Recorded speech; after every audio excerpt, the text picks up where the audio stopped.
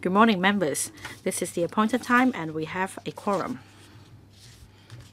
So I call this meeting to order. Item 1 on the agenda, information papers issued since the meeting on the 6th of February this year.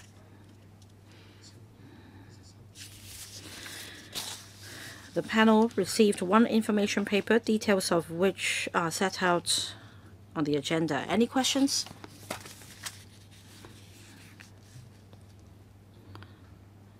Meanwhile, I also received a letter from one of our members, Mr. Edmund Wong.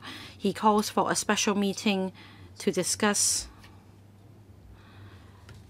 the impact brought up on Hong Kong's financial system brought about by a number of banks in the United States, the control of which has been taken over. And recently, we noticed a number of banks in the United States running into trouble. To my understanding, this is the issue relating to the U.S. Instead of a multinational issue. So far, Hong Kong hasn't been affected or hasn't been seriously affected. And according to Hong Kong Monetary Authority, the banking system in Hong Kong is robust. It is in good order. And it has not been affected by the aforesaid incident. And according to the HKMA, they will continue to keep a close eye on the market situation. And when necessary, timely information and assessment will be provided to our panel. So I think at this juncture, it is not necessary to convene a special meeting. But of course, I'll be happy to relay members' concerns and inquiries to the HKMA. Recently, there have been drastic changes involving one bank after another. And in fact, in another country, one of the banks acquired the problematic branch of the bank. So I think that we can continue to closely monitor the situation. But at this point in time, according to the HKMA, Hong Kong's banking system remains unaffected. Any questions? If not, we move to the next item. Date of the next meeting and items for discussion. The next meeting is scheduled the 3rd of April at 9:30 a.m. The administration proposes to discuss two items at the April regular meeting.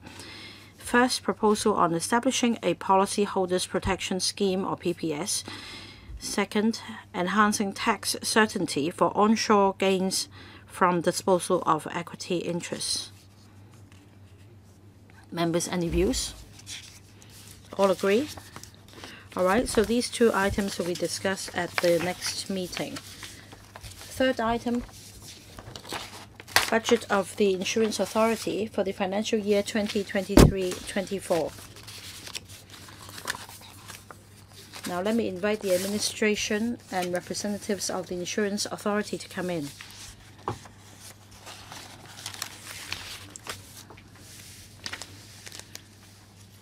We have with us today Ms. Estrella Zhang, Deputy Secretary for Financial Services and the Treasury,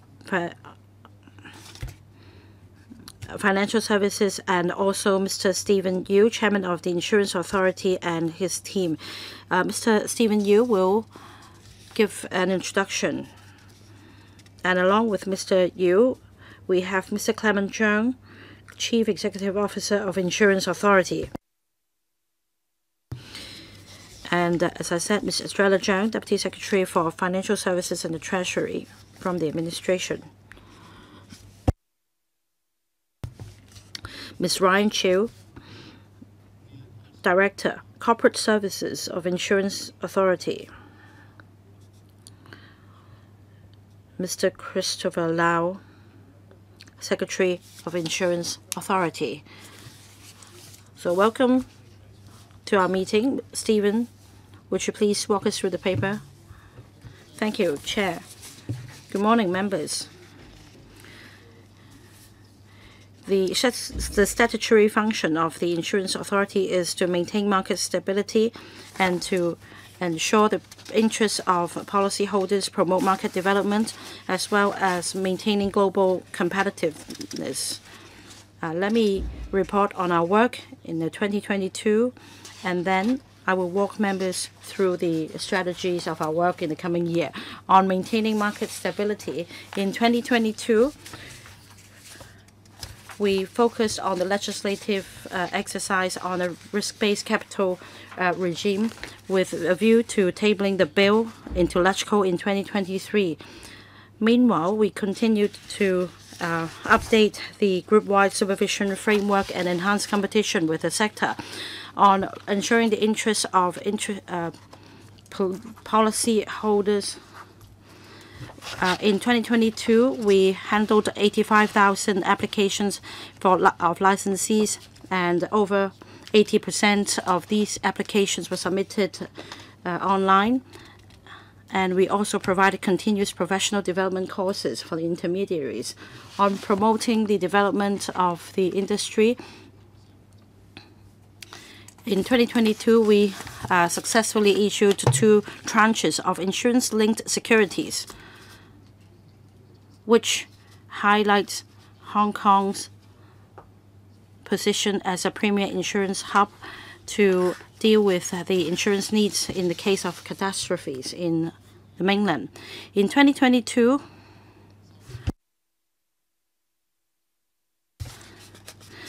we introduced insurance-linked securities on a protected insurance to offer greater protection to the public.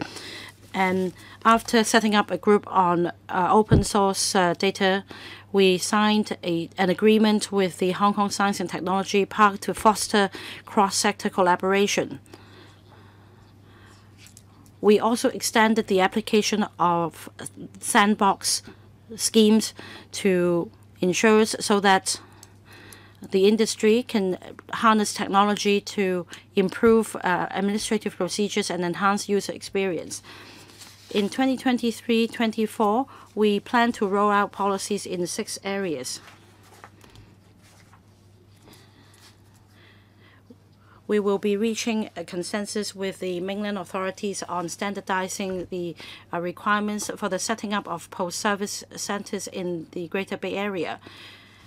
We will also complete the legislative exercise on risk-based capital regime, followed by the making of subsidiary legislation for formal commissioning or rollouts in 2024. Third area, green and sustainable finance. A framework will be drawn up, and we will assist the industry in meeting international disclosure requirements.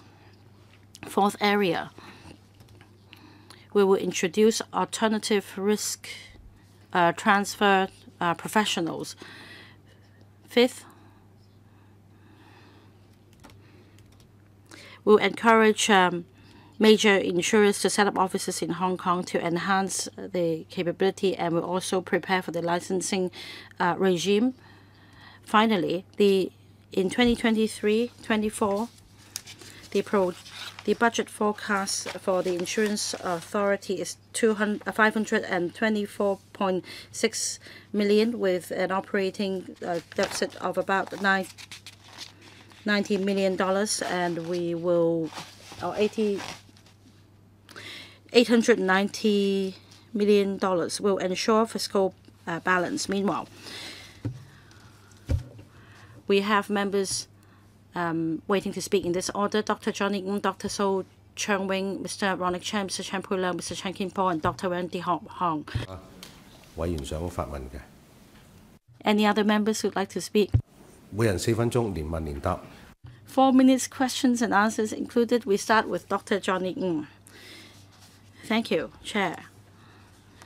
In 2023-24, the operating expenditure has increased by some 20% comparing to the previous year, including 16 additional headcount to enhance internal support and cope with the new workload.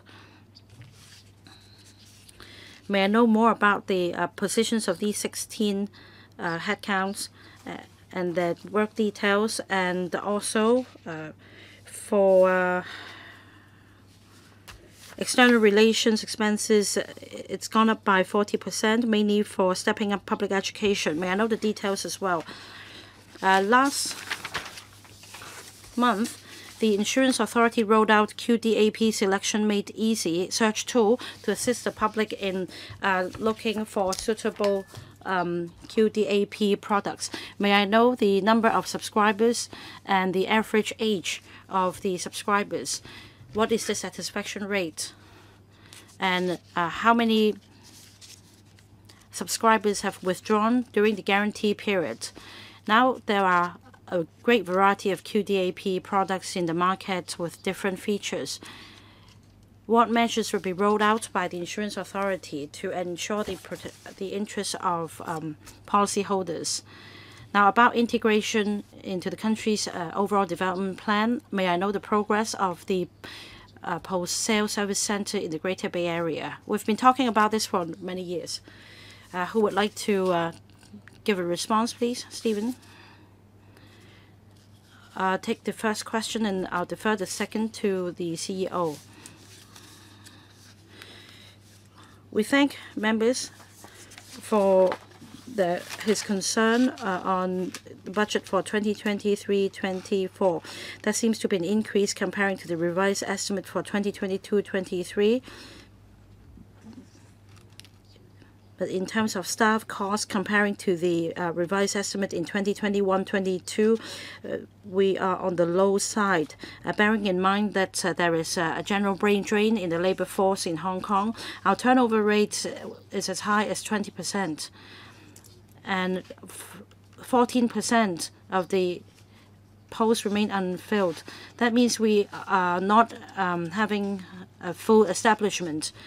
That accounts for a decrease in staff costs in the past years.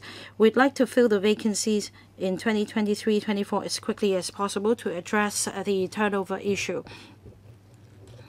I think there is a prevailing shortage of manpower in the insurance sector. So we'd like to hire sufficient hands as quickly as possible. Second, about external relations expenses. In the past 2 years, a lot of activities came to a halt. We tried to hold international meetings online, but it was not really ideal. So starting this year, we will have more physical meetings and promote the image of the industry starting this year. As for the 16 additional headcount, we need more headcounts for the risk-based capital regime and also group-wide supervision framework, risk transfer, green finance, IT. These are areas in which we need the 16 additional headcounts. The CEO can take the other question about the post-sales service centers in the Greater Bay Area. We indeed have been discussing that for a number of years, and in fact we had a discussion with the mainland counterpart, and we've reached an agreement that this should be set up as quickly as possible in Nansha and in Tianhai. We are discussing going through the details with the Federation of Insurers. Right, yes, we have been discussing it for a number of years, and as the Chief Executive always says, we should take a result-oriented approach. So do you have a timetable? Must we wait for another 2 or 3 years? Chair, because of time, Perhaps I will supplement. Perhaps I'll answer the members' questions first. The first question regarding an increase in manpower has been answered by our chairperson. The percentage is calculated against the revised estimate of the last year, and the situation has been quite unique.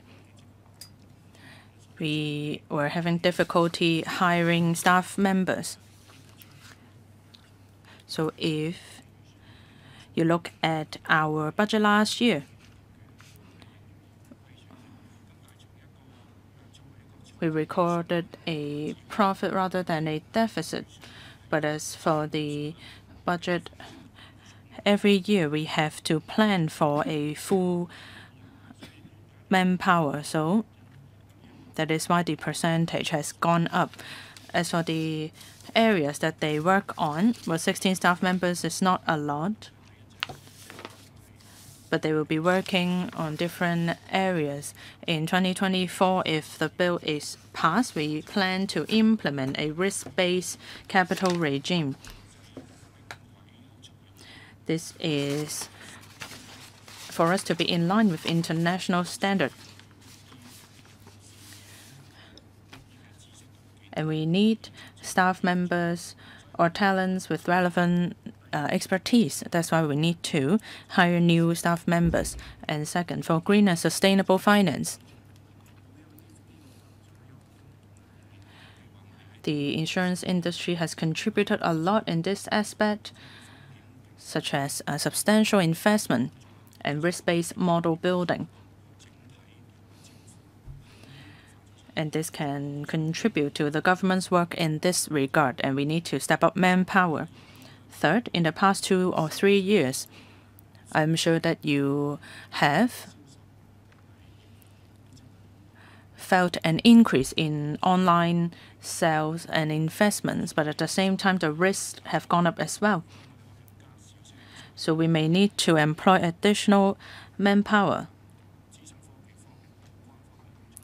to do work in terms of online security.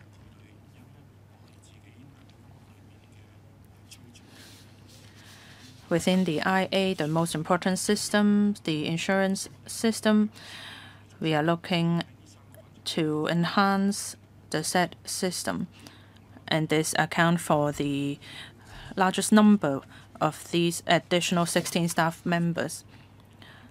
Also, in the past few years, there was no need for us to travel to international conferences.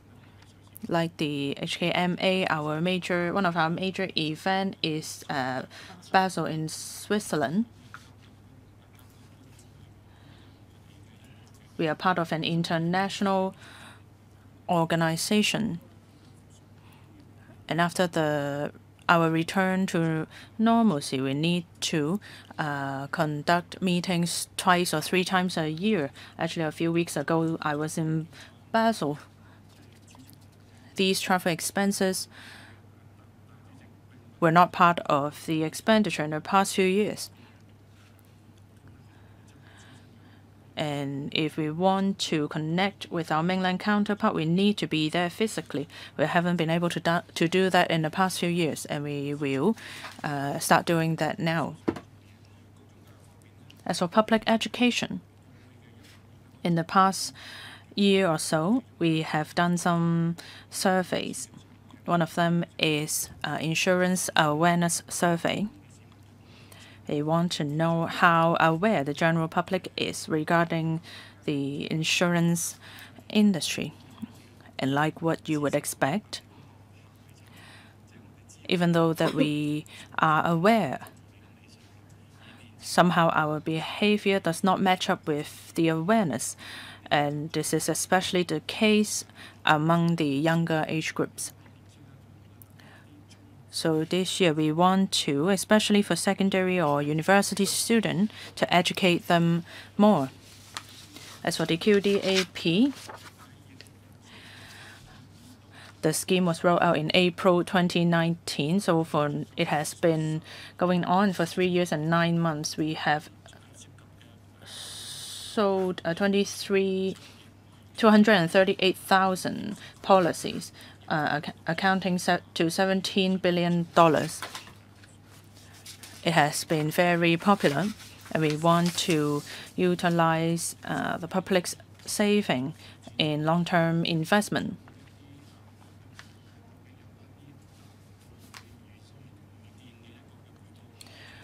As for whether or not the return is not as good as expected, well, for the QDAP, there are guaranteed and non-guaranteed return. If we look at the annuity plans on the market, if we want to fulfill the tax reduction requirement, then we need to fulfill the guarantee returns as well. As for whether or not there are people withdrawing from the annuity plans, period for tax reduction is 5 years. So if you ask for my personal opinion, I believe that withdrawal is unlikely. And if we look at the number, it is not high. The average age is 47, and the amount of the policy is above 70,000. That is the average amount. Tax deduction amount is $60,000 worth of policy. So they are not buying it just for the tax reduction reason. Not everything is within our control. If we look at the minutes from 2021, we wanted to draw a conclusion, but for various reasons, we have not been able to do that. We are still waiting for the Beijing Insurance Authority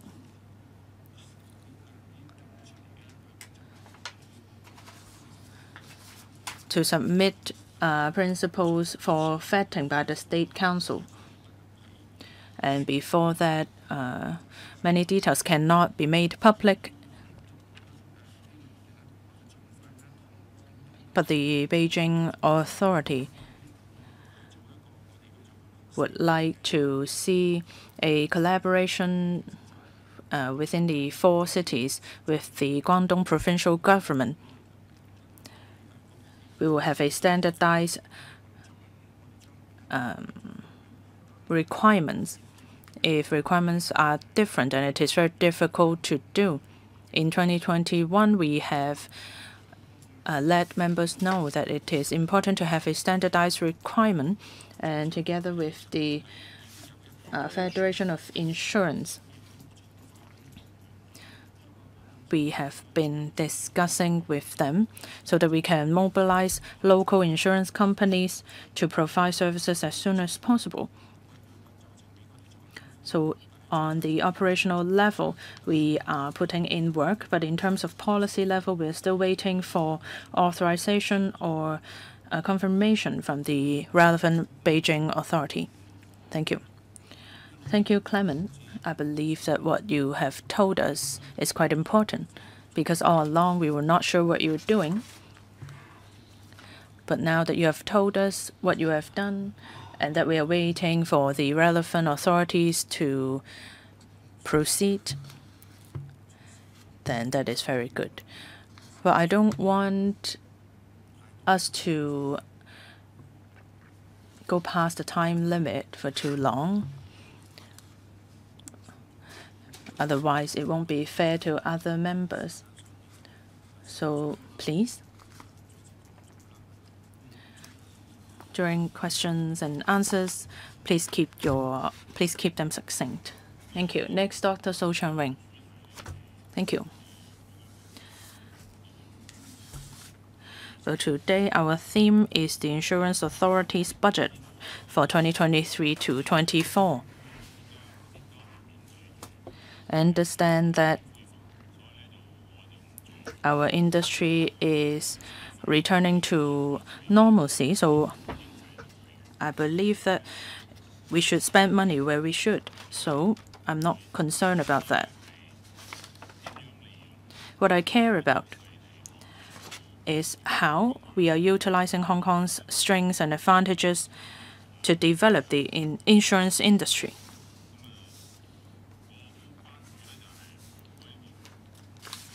I'm concerned about the connectivity between the two cities with Hong Kong and Guangdong. But you said that we are still waiting for the State Council's approval. This has been something that we have requested for so long. So what actually have you done? Of course, we have to wait for the State Council for further action. I would like to know what preparatory work have you done, such as manpower, etc. Once it is established, what will the management system be like? What have you done in preparation? Please allow him to answer the first question, because I want members to have enough time for questions and answer. For your first question, you have taken up 1 minute and 43 seconds. I'll allow you to ask questions, but I would like for the authorities to answer as well. Please be succinct. On collaboration with the mainland, like I said, because of the pandemic, the level of communication or liaison was quite low. In the beginning of this year, our representative has flown to the mainland to have discussion with CBIRC. And they've come to our office to discuss these details as well.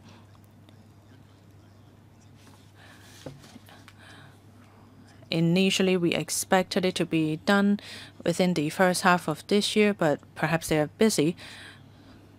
By mid-2023, I will fly there to have further discussion with them. We need to confirm what actions or details that can be done. Second question, well, I'll let other members ask questions. Well, if you have time, then you can continue. Okay, if there is none, next, Mr. Chen Chunying. Thank you, Chair. First, I have a question on our budget this year. For IT expenditure, it has remained stable, but for the past 2 years, it has fluctuated quite a bit.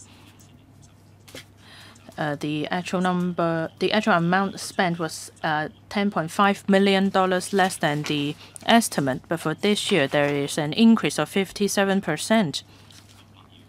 So I would like to know, are services resumed? That's why there is such an increase.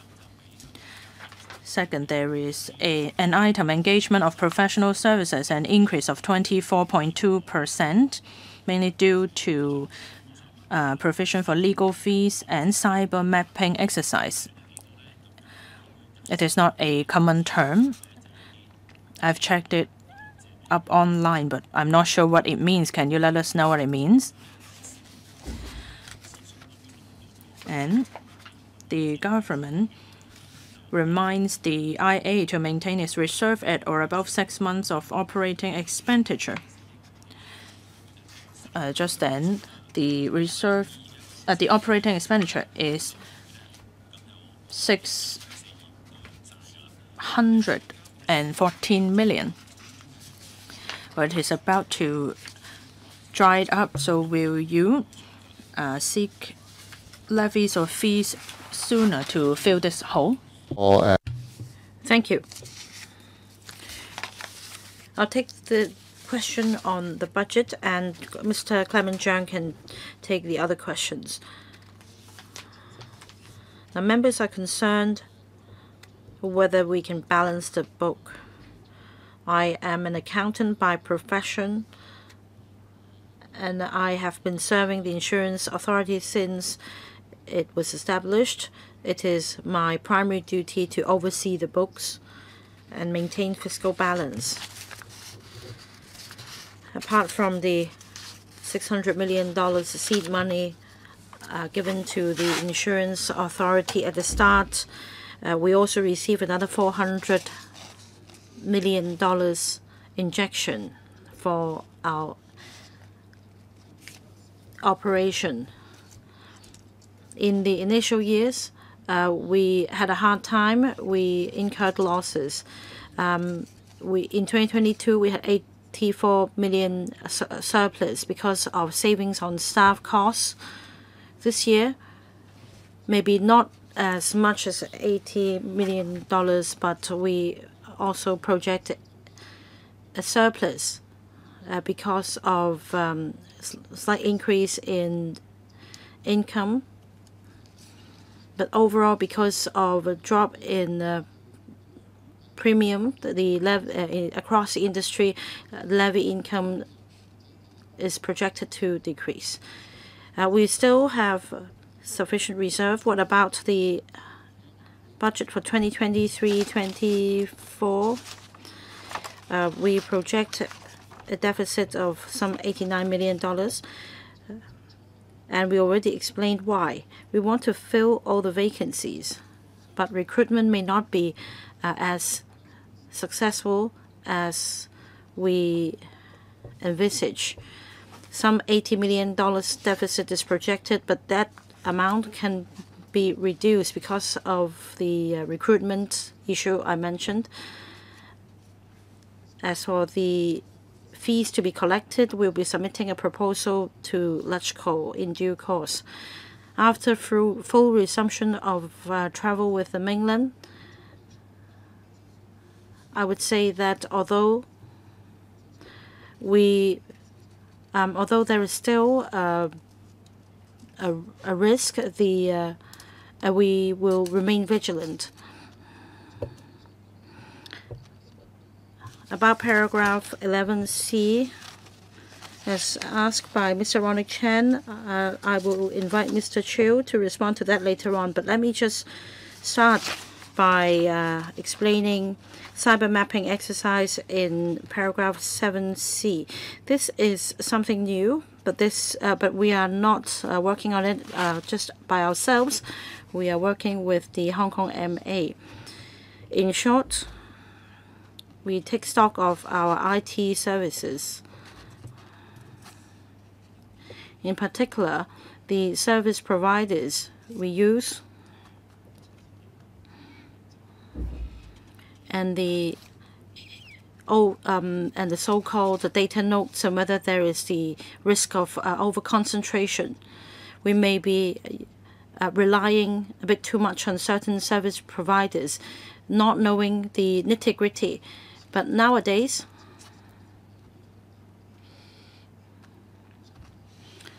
we have some service providers dominating the market. So over-reliance may lead to certain risks. So the cyber mapping exercise seeks to allow us to know more about the inherent risks and whether we should deal with these risks. If you're interested, Mr. Chan, I can give you more details. But on another point about our operation, paragraph 9. Well, please, can you be succinct? We have a reserve of $400 million, equivalent to about 8 months. But like I explained, we may not be able to fill all head counts. This year, we are quite optimistic. As for fees collected from intermediaries, to answer Mr. Chan, we don't need to do it prematurely. According to the legislative framework, we'll start collecting fees from them in September 2024. Mr. Chiu, would you like to supplement on that other point as well?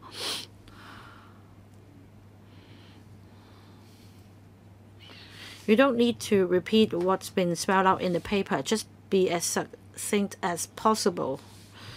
Well, it seems that I was unfair to Dr. So because I stopped him after he asked the first question. and then allow another member to speak. But it's really difficult to keep time if you spend 3 or 4 minutes on just one answer. You need to be succinct. Don't go on and on. Just tell us if it's in the paper and which paragraph. Yes, how about we provide a supplementary answer to Mr. Chen after the meeting in the interest of time. Right, I just want to make sure that we are not repeating from what's been stated in the paper, question and answers included. If we just have short questions and answers, we will have more time to extract more information from you. Next, Mr. Chen Pui-Leung. Thank you, Chairman.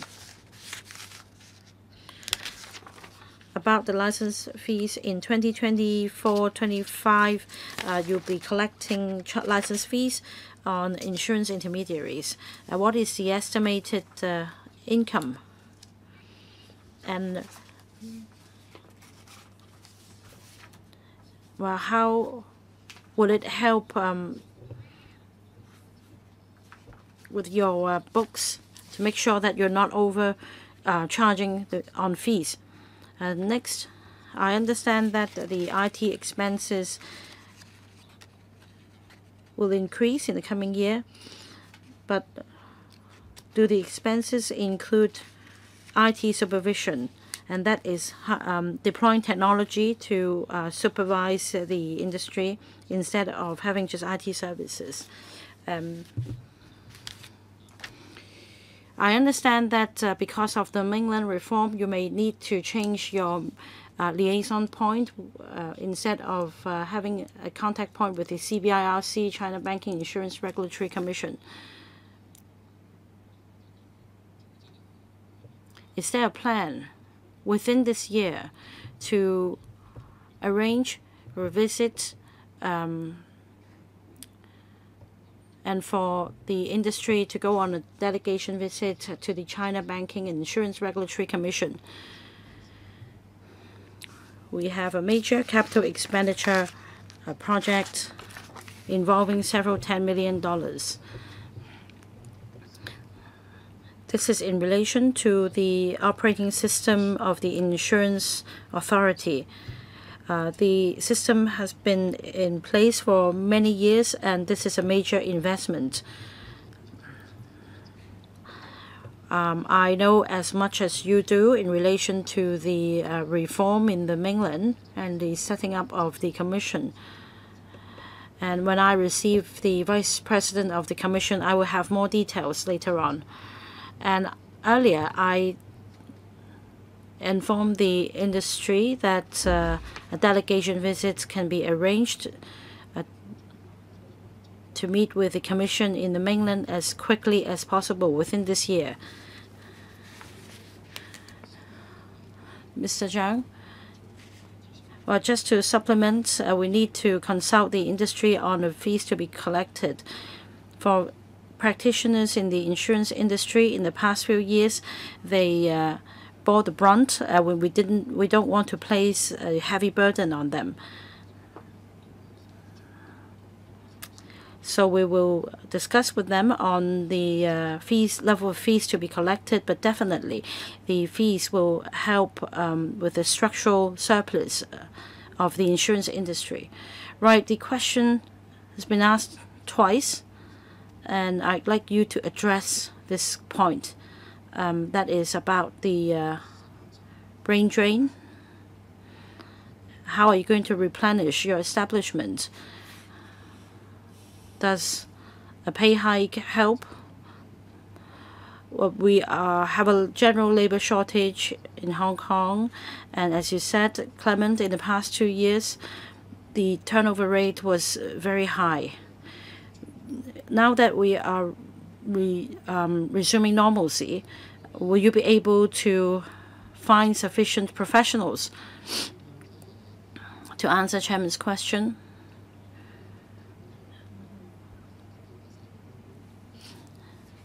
You're right in saying that we do face a huge difficulty. We train professionals, but in the insurance authority, we don't pay as high as that in the private sector. They may pay 30–40% higher. So what we need to work on the career path to attract talents, and more importantly, the insurance authority should show more care for the staff, especially in terms of their personal and career planning and career progression.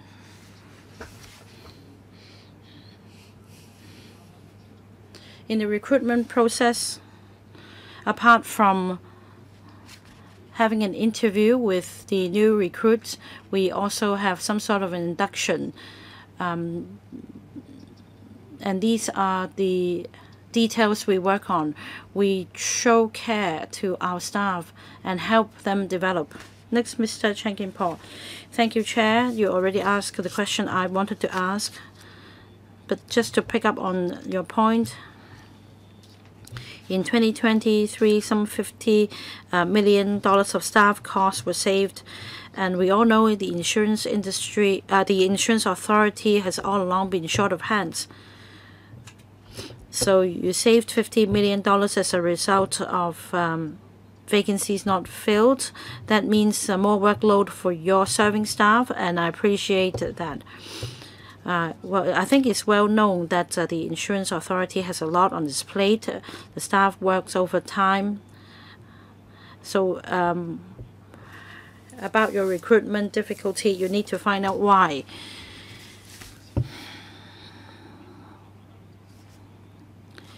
Compliance is to be ensured across the board, but a risk-based approach should be taken.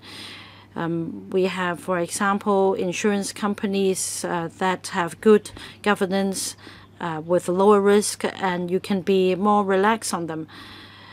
On the other hand, there are insurers with a shortage of staff and other problems, and you need to keep a close eye on them. So I think it's about the mode of supervision.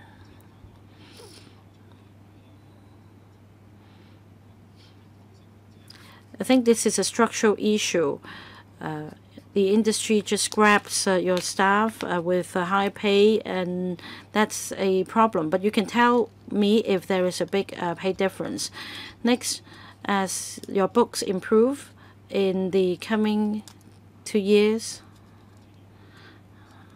well, as mentioned, you will be able to achieve a fiscal balance. And by then, you can have a review on the levy. Because I've heard about directors complaining, companies complaining that the change of directorship costs more levies to be paid. So I think you can conduct a review on the level of levies as well. I'll take the second and third question, and then the CEO can take the first question on risk management. I agree that we do face a lot of difficulties in retaining staff. What is ideal for me is to be able to retain staff for 5 years. And if I'm able to groom a professional and the professional then goes to the private sector, so be it. But at least we need to show care and help our staff development. So 5 years is our goal. Second, reviewing the levy. It's all about reasonableness.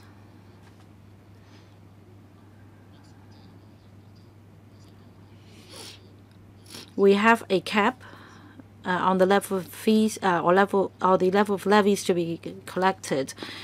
It was set about a decade ago. I'm not saying that we should stick to that, but it's all about reasonableness.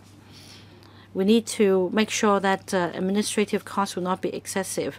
So after working on collecting fees on insurance intermediaries, we will have a clearer idea about our fiscal position, and by then we will review the levy arrangement.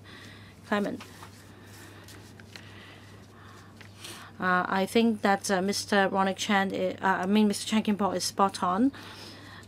With a shortage of manpower, we need to be prudent, and as a result, we take a tiered system on the supervision of insurers.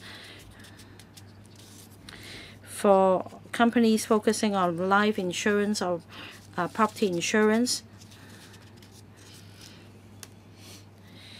we put them in one category, and we then focus our resources on companies we believe to have high risks. Mr. Chen also asked about IT supervision. In our IT system upgrade, we include elements of supervision to enhance the efficiency of data audit by our staff. Thank you. Next, Dr. Wendy Hong. Thank you, Chair. If I look at the budget this year for the estimated income, the estimated levy collected is about 512 million, which is an increase of $12 million compared with last year. Have you taken the resumption of cross-boundary travel into consideration? And the estimated deficit is $89 million. When will you expect to break even? And will you need additional injection from the government? And from your website, I saw that there is an increasing trend of complaints received by the IA. I would like to know why there is such a trend and what are you going to do about it? Thank you. Regarding an increase of levies collected, well, the budget was drafted in the third quarter of last year, so there is a gap of 5 months. If you ask me to do the budget today, it may be different. At the time, it was difficult for us to gauge when the borders will be opened. Now, the borders have been open for about 2 months, and we have an increasing number of mainland citizens purchasing insurance in Hong Kong, but the number will take some time to reach the level before.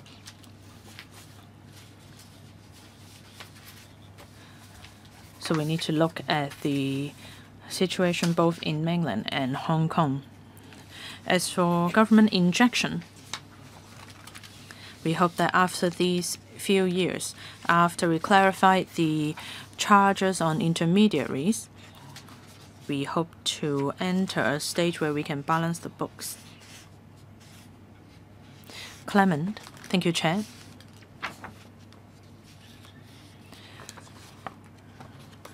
Regarding the number of complaints, Dr. Hong, I would like to let you know that in the past 2 years, the number of complaints received actually decreased. If necessary, I can supply you with the number after the meeting. The number of complaints between 2020 and 2021, there was a decrease of 12.7%, and between 2022 and 21, a decrease of 16%. We put in a lot of efforts on public education. So members of the public know how to ask questions and what questions to ask and what actions to take in what kinds of scenario.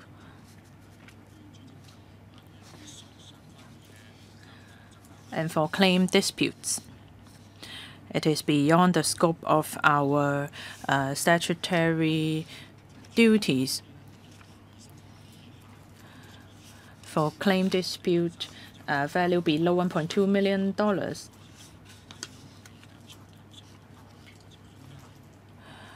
we have also streamlined the complaints handling process.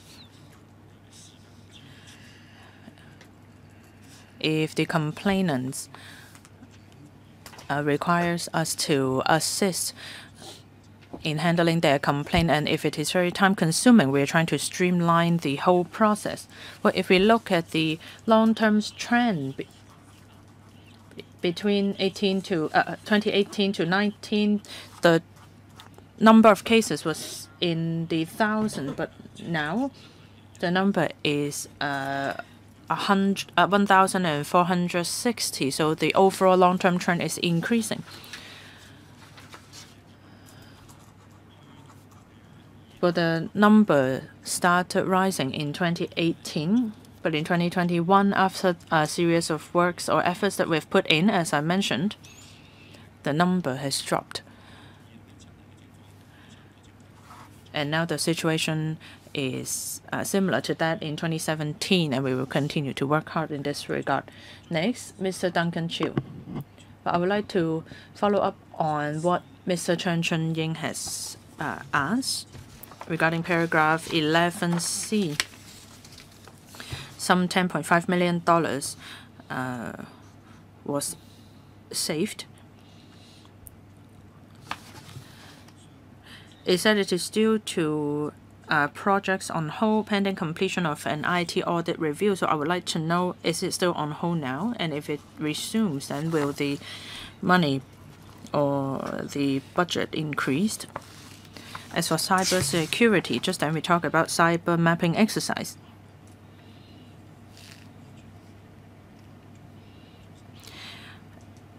Have you done any up-to-date evaluation on cyber security?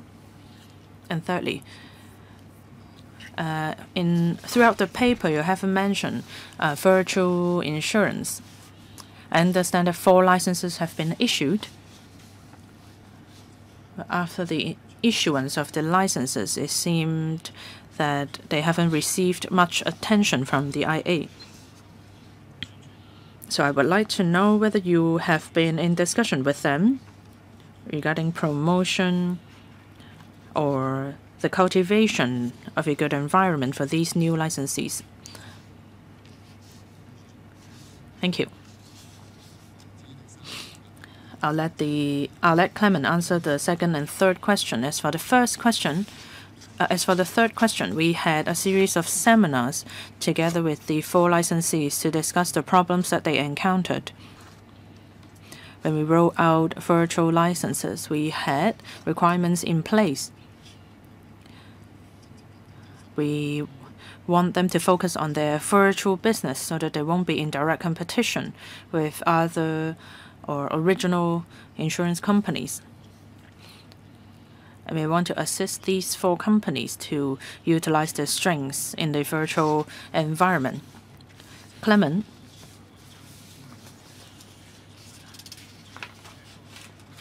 First,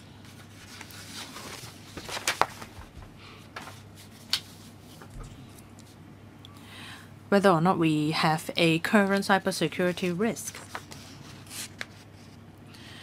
Well, just then we talk about the fact that among the 16 new staff members, there were some dedicated to this specific duty. We have conducted a survey to see the reliance of each companies on information technology, and we are not sure which company they rely on. So after collecting results from the surveys, we'll be able to gauge the situation. This year, what we are going to do is that we'll conduct a systemic risk analysis. We want to be able to tell individual insurance companies to identify their risk area so that they can lower risk in that area. Among the 164 insurance companies, not every one of them requires assistance. And we want to be able to target our assistance to the specific insurance companies which require assistance. Speaker's mic is off. Well, last year, for IT expenditure, we had an internal audit to look at the security system. So we suspended some of our projects. So in the coming year, we'll be able to resume the projects.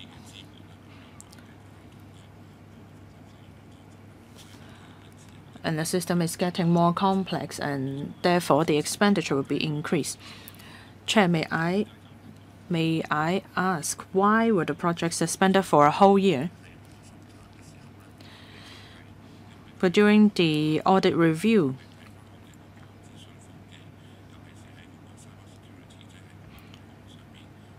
our cybersecurity risks were assessed to see whether any updates were needed or any softwares need to be procured. So at the time, certain projects were put on hold. This was done by an external consultancy.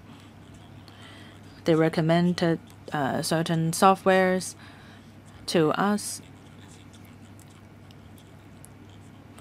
and they suggested that we spend monies in certain areas instead of our original plan. Thank you.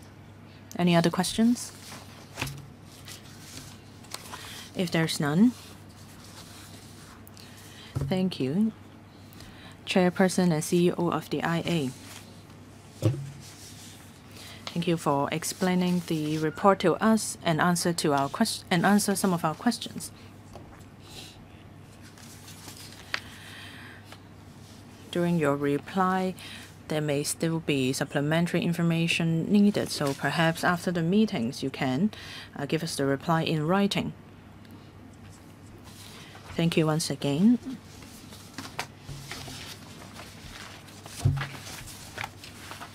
Representatives from the administration and the IA. Our next agenda item, budget of the MPF Schemes Authority for the financial year of 2023 to 24 and latest progress of the eMPF platform project. I'll invite the relevant government representative and the representatives from the MPF Schemes Authority.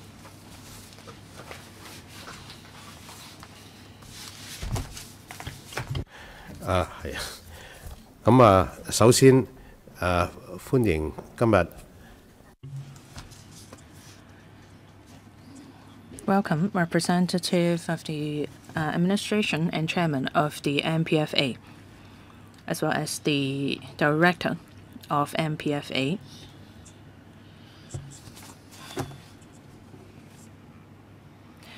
Perhaps I'll first invite the chairman of the MPFA to let us know or to brief us.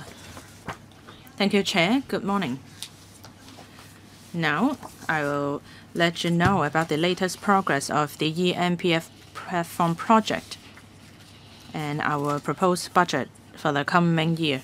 First, on eMPF platform project. This is our top priority. We want to consolidate the MPF schemes that are currently under 13 different trustees into a single platform. This will enhance efficiency,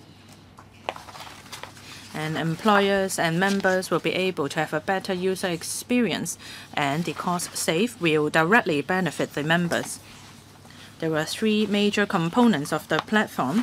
Firstly, software development and hardware development and the operation of the platform. The original goal was to complete system development by end 2022 and functional testing by mid-2023. And we would like to invite trustees to transfer their data to the platform. And in 2025, after all onboarding work has been done, the platform will be fully operational. Our contractor, PCCW Limited, has completed work in hardware development and operation. However, in terms of software development, there has been delayed.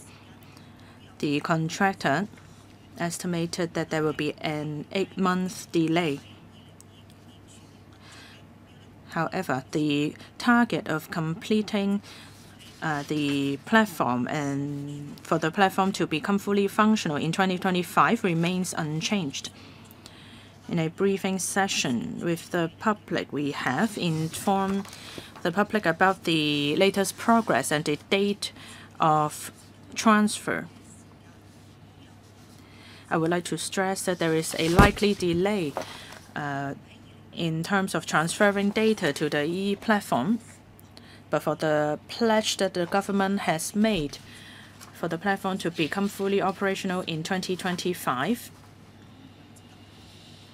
and the arrangement for the government to provide services for low-income employees has remained unchanged.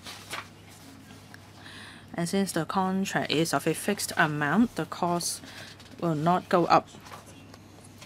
MPFA and our subsidiary company, the eMPF Platform Company Limited, has expressed strong dissatisfaction. We will step up supervision of the contractor, and we will not compromise in terms of quality. In due course, we will let the public know about the latest progress of the e-platform. 喺23-24財政年度嘅工作重點。 Next, I'd like to brief members on the major activities in 2023-24. In drawing up the corporate plan for MPF Schemes Authority, we bear in mind the important speech delivered by President Xi on the 1st of July. The core principle of the MPFA is to put scheme members' interests first. It is the overarching theme of our work, in line with the people-centered philosophy in President Xi's July 1st speech. So for the corporate plan 2023-24, we will continue to adopt this theme of putting scheme members' interests first. Apart from the eMPF platform, our work in the coming year includes review on the minimum maximum amounts of income in the MPF contribution, and to devise schemes that can suit the investment needs of members, as well as draw up strategies and recommendations on the review of MPF and ensure greater protection for scheme members. Also, the Financial Secretary put forward in his budget 2 MPF-related proposals. One is tax deduction for voluntary contribution for employees above the age of 65, and a study on MPF options with low fees and a stable return. We'll actively explore the details of these 2 proposals with the government. Finally, we'd also like to brief members on the budget for the coming year. The total approved budget in 2023-24 is $627 million, down by 10%. The reason is that the MPF will consolidate offices in Kwai Chung and in Kwun Tong to save costs, and this has been recorded in the books of this year. We also have operating expenditure in the 23-24. We registered an increase compared to the revised estimate for 2023-23, mostly because of personal emoluments increase, amounting to $47 million for the purpose of retaining staff. As for income, we have 2 major streams of income. One is the annual registration fee on of trustees, and the estimated income is $300.95 million. We also have investment income from the capital grants. The capital grant given to the MPFA was expected to last for 10 years, but because of fiscal prudence, the MPFA has still, but after 25 years, the MPFA still have $20 billion left in the capital grant, and this will help alleviate fiscal pressure on the authority. And perhaps I'll stop here. I welcome questions from members. We have 8 members waiting to speak in this order. Dr. So Chung Wing, Mr. Ronick Chan, Mr. Robert Lee, Mr. Rock Chan, Mr. Louis Long, Dr. Wendy Hong, Mr. Chan Kin Po, and Mr. Kingsley Wong. 4 minutes, questions and answers. Dr. So Chung Wing. Thank you, Chair. Now, I am concerned about the eMPF platform. It can reduce administrative costs and enhance operational efficiency. However, I see a delay in software development. Your pledge is that it will remain fully functional in 2025, but my understanding is that the PCCW put up an excuse of having manpower shortage. But this can be an excuse for everything, especially after we've resumed normalcy. There is a prevailing manpower shortage. So is there any way to penalize them if they use this excuse? Because the implementation of the MPF abolition of offsetting mechanism in 2025 should remain unaffected.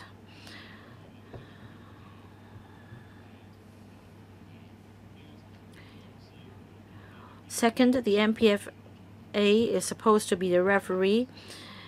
Would there be a conflict of interest after you've set up the wholly owned subsidiary of eMPF Platform Company Limited? Right, I think we have gone through the point about labor shortage. I think this is a prevailing issue for different authorities.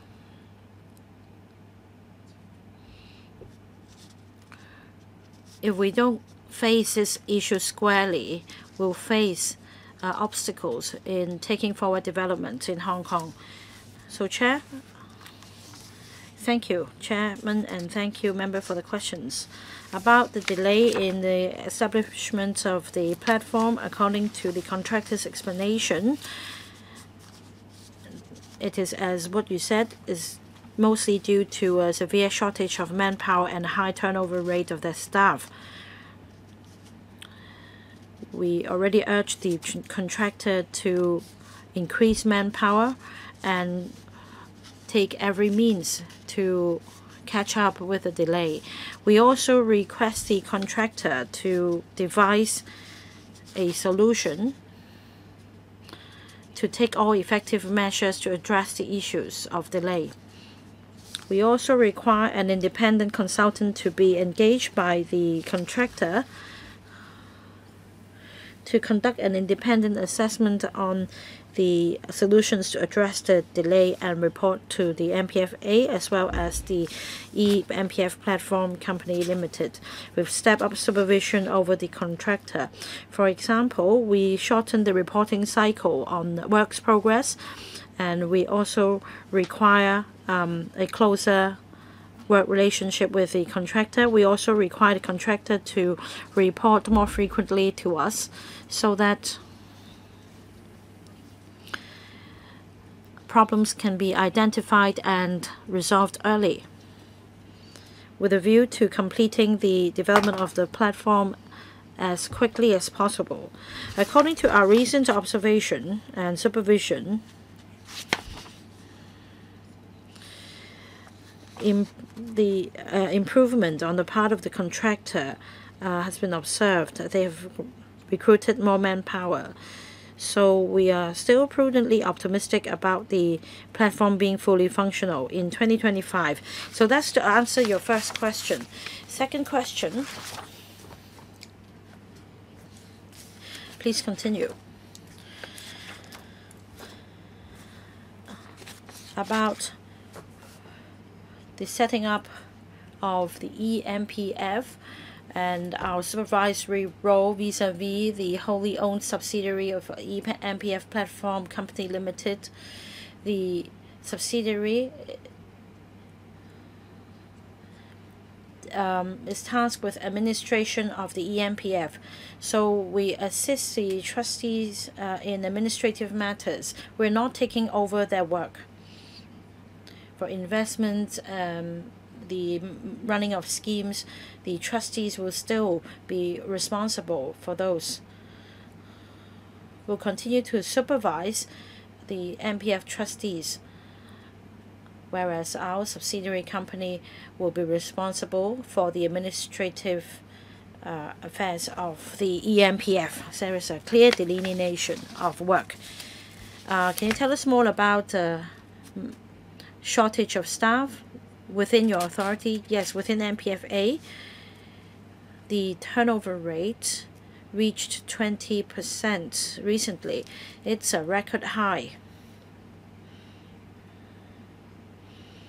The IT department had the highest turnover rate.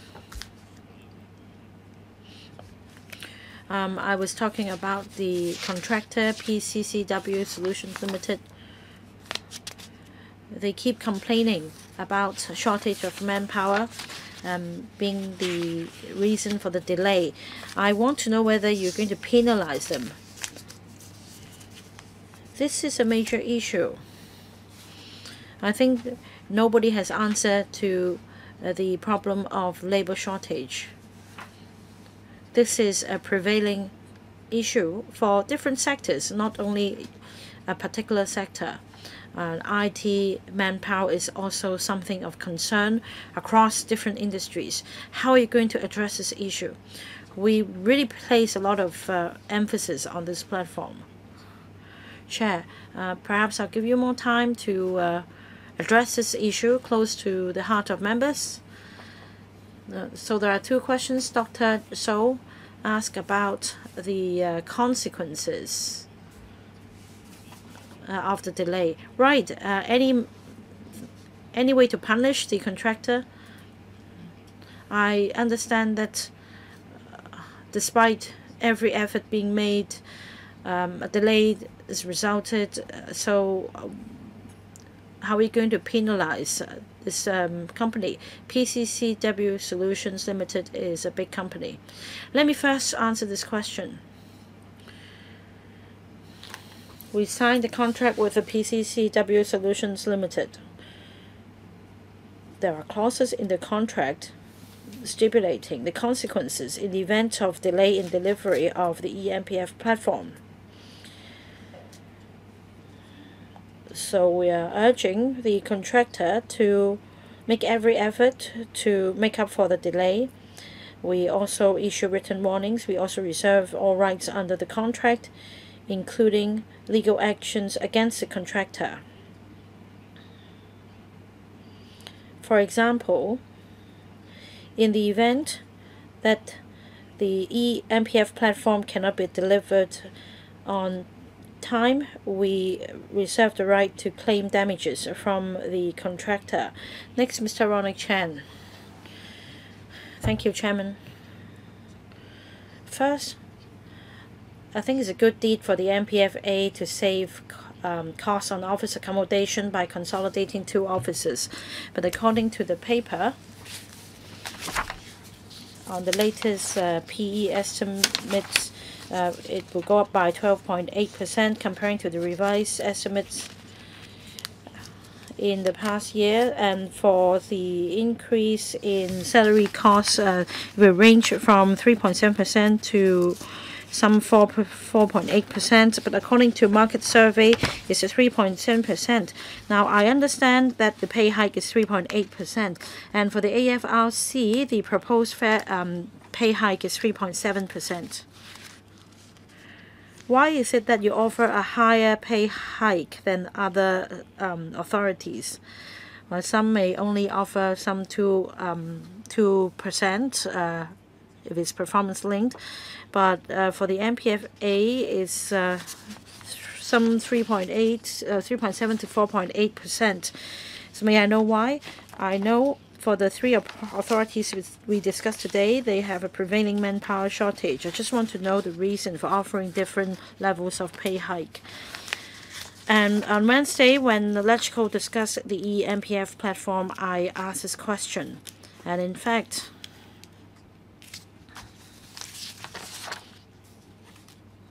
the MPFA chair explained their follow-up action to take the contractor to task And I see from the paper that you exercise supervision 24/7 on the contractor. So how exactly do you exercise 24/7 supervision? Do you send your staff to PCCW to oversee their work 24/7? Can you explain to us so that we have confidence that there will not be a further delay? Thank you, Mr. Chair, for your two questions. Perhaps I'll first respond to the second question as to how we can step up supervision. Just then, I've talked about some of the measures. To answer your question directly, will we send staff members to directly supervise PCCW Solutions Limited? Yes, we are doing that. And if we spot a problem, we will invite them to our offices to discuss possible solutions. At the same time, we have requested their senior management to step up their supervision as well. So this is how we are stepping up supervision. As for the first question regarding salary increase, well, I will not comment on the increase level of other organizations, but for us, the increase of 3.7%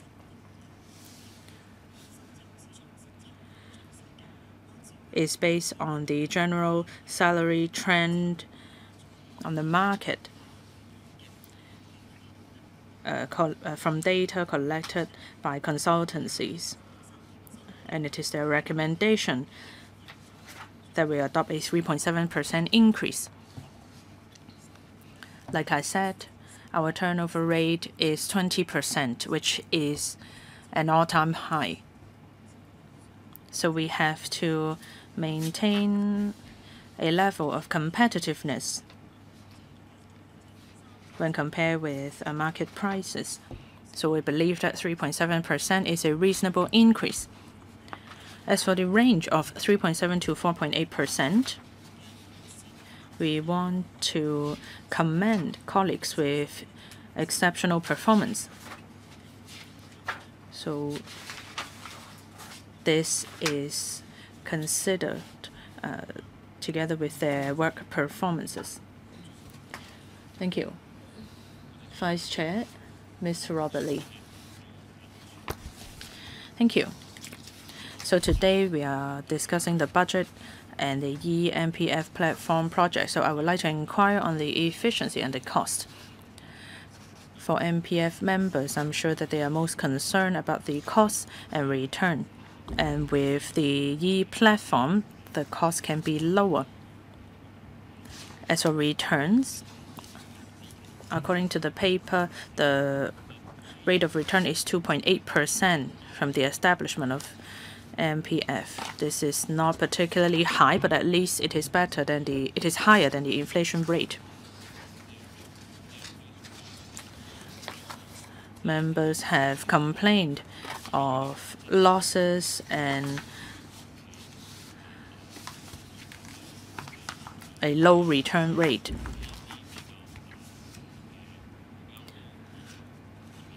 Can something be done there? Is it because a small number of people actually have good return, but then the majority has a low return rate? That's why the overall rate is lower.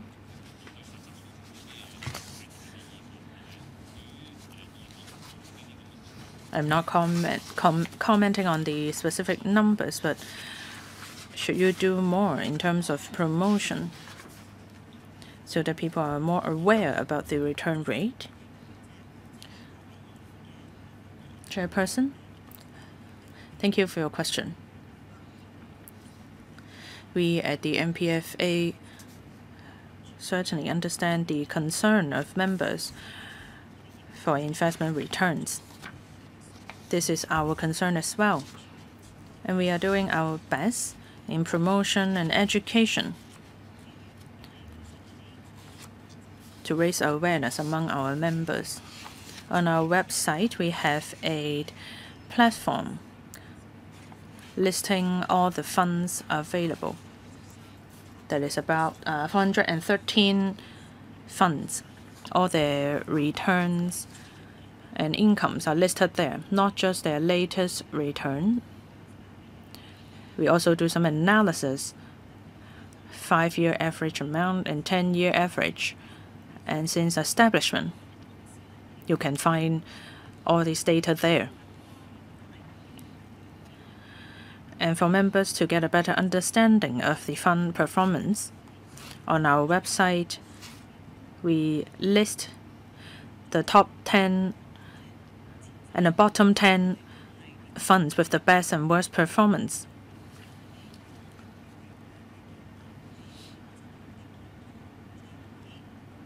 Mr. Lee suggested a review on promotion or education efforts on return rates. We will certainly continue to do that. MPF investment is a form of private investment.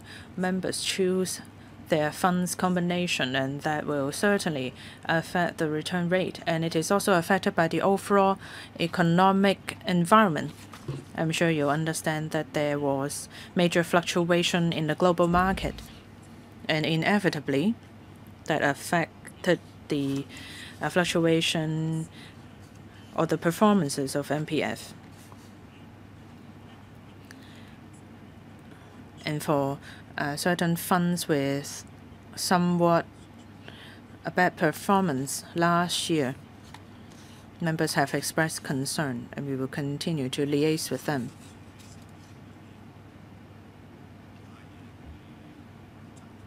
Do you have bonds issued by SVB? No, we don't. Because if the interest goes up, then the impact can be quite large. For our criteria, we need to balance risk and returns. Thank you. Next, Mr. Rod Chen. I have questions in 2 different aspects. Just then, Chairperson have told us that by 2025, all MPF schemes can be transferred, or the accounts can be transferred to the e-platform. We are talking about some 10 million accounts there. It is certainly a large-scale operation. We don't want to see any chaos there. So in terms of quality control or quality guarantee, do you have any test to ensure that the implementation can be done smoothly? Second, for the eMPF platform, it is said that in the first 2 years, the administrative cost can be lowered by 30%.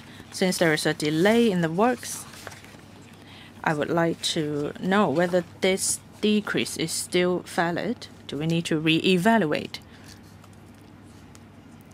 Thank you, Mr. Chen.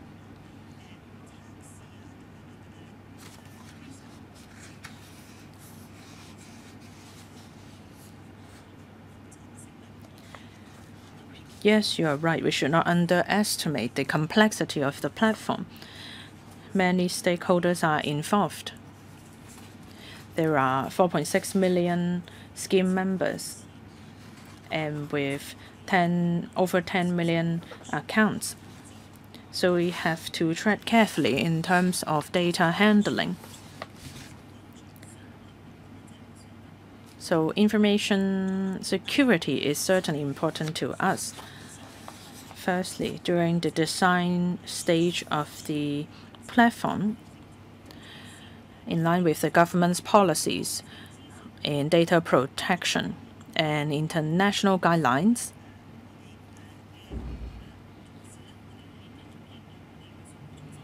and at the same time when we are constructing data centers,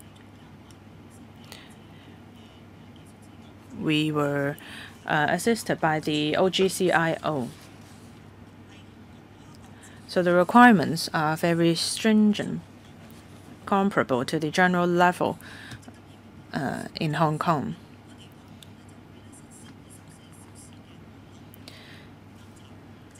And we'll conduct a 24-hour system monitoring to stop any potential cyber attacks. At the same time, we are also equipped with backup facilities. If the system is under attack, our contractor can launch the backup system to maintain normal operation of the platform.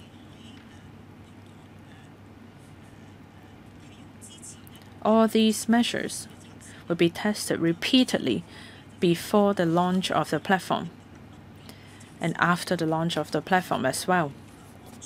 This is to ensure the safety of the platform, the information that it contains, and privacy. Second question, regarding the target of lowering administrative costs.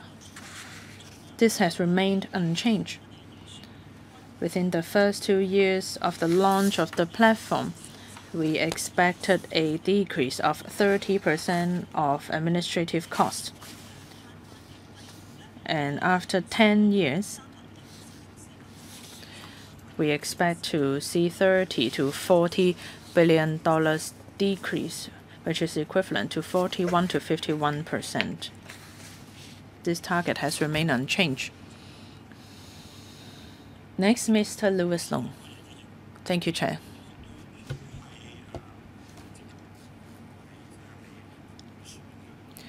Regarding MPFA's annual budget, I don't have any issues with that. If the MPFA is able to safeguard Hong Kong employees' contribution, then of course I support their efforts and their budget. But I'm concerned about the progress of the eMPF platform. From the paper, and as mentioned by the chairperson, because of a lack of staff members, it is very likely that the development work will be deferred to mid-2023. And subsequent testing will be deferred to the fourth quarter of 2023. I'm sure that you are very concerned about this as well, so much so that you need to have 24/7 supervision to ensure that they can catch up with the progress.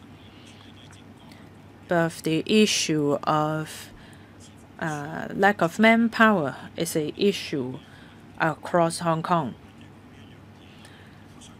But this is not why we're here today.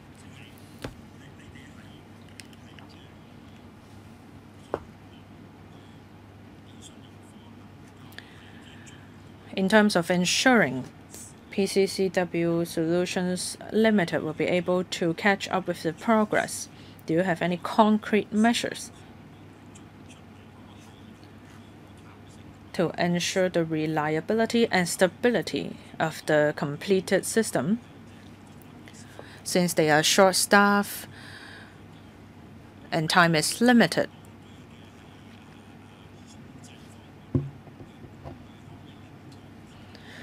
will you put in more control measures to ensure that the reliability and stability of the system will not be compromised?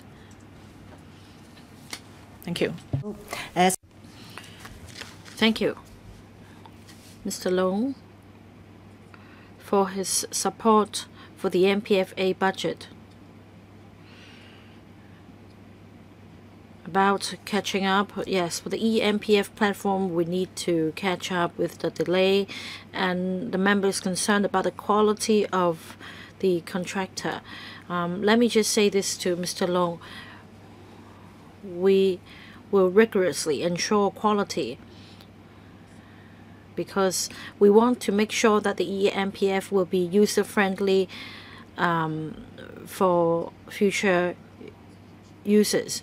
And we therefore stringently supervise every step and every procedure to make sure that it's up to our standard.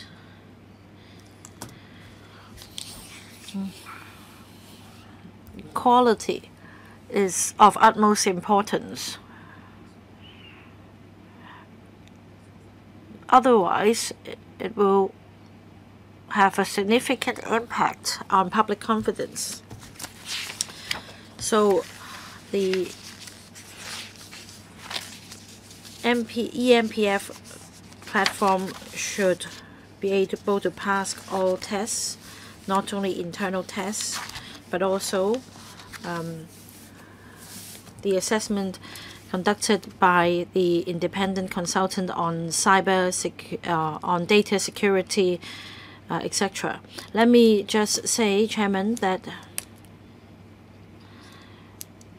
you can send out this message to the public. You can report to all employees in Hong Kong on a regular basis, because the eMPF platform is very important. Thank you for your comments. I will go back and consider how we should step up communication and provide an update on a regular basis to the public about the progress of the development. Dr. Wendy Hong.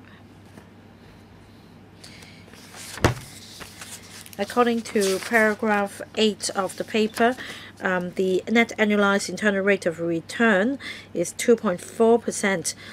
That's, according to members of the public, not a really impressive rate of return. I understand some new initiatives will be explored, including the possibility of setting up a low-cost MPF fund with stable return and allowing investment in government institutional green bonds and infrastructure bonds. What about silver bonds? Will you allow MPF investment in silver bond as well? And you can also allow deposit in the exchange fund. It has a return of 4.5%. And there is also a dividend mechanism. So perhaps the MPFA can consider making investments in these bonds. Now, the minimum and maximum relevant income levels for the calculation of MPF contributions are $7,100 and $30,000. The last review was conducted in 2014, and the median income has increased since then by almost 1/3. And you mentioned kickstarting a review of the minimum and maximum relevant income levels. Can you share more details with us? Thank you, Dr. Hong, for the two questions. First, on the rate of return of MPF, we shared the latest rate of return as of the end of January. The net annualized internal rate of return, and it's a net figure, as of the end of January was 2.4%. I mean, that's the figure in the paper. In fact, as at the end of January, this net rate of return increased to 2.9%. It shows how significant the impact is on the external environment. The majority of MPF investment is in equity and bonds. So inevitably, we are subject to external headwinds. But we have always paid close attention to the rate of return, and we've been working with the industry in developing products that can help the MPF meet the objective of striking a balance between managing risk and securing a stable return. Now, about the budget delivered by the Financial Secretary, He said that there is clearly an aspiration from the public for MPF products with a stable return at low cost, and the MPFA has been tasked to conduct a study in this regard. Dr. Hong, you mentioned the silver bond and other options. We will include all these options for consideration in this study. Details will be announced once we have completed the study. May I answer the other question about the minimum and maximum income levels? Now, Dr. Hong, the law requires the MPFA to conduct a review once every 4 years. The last review cycle was 2018 to 2022.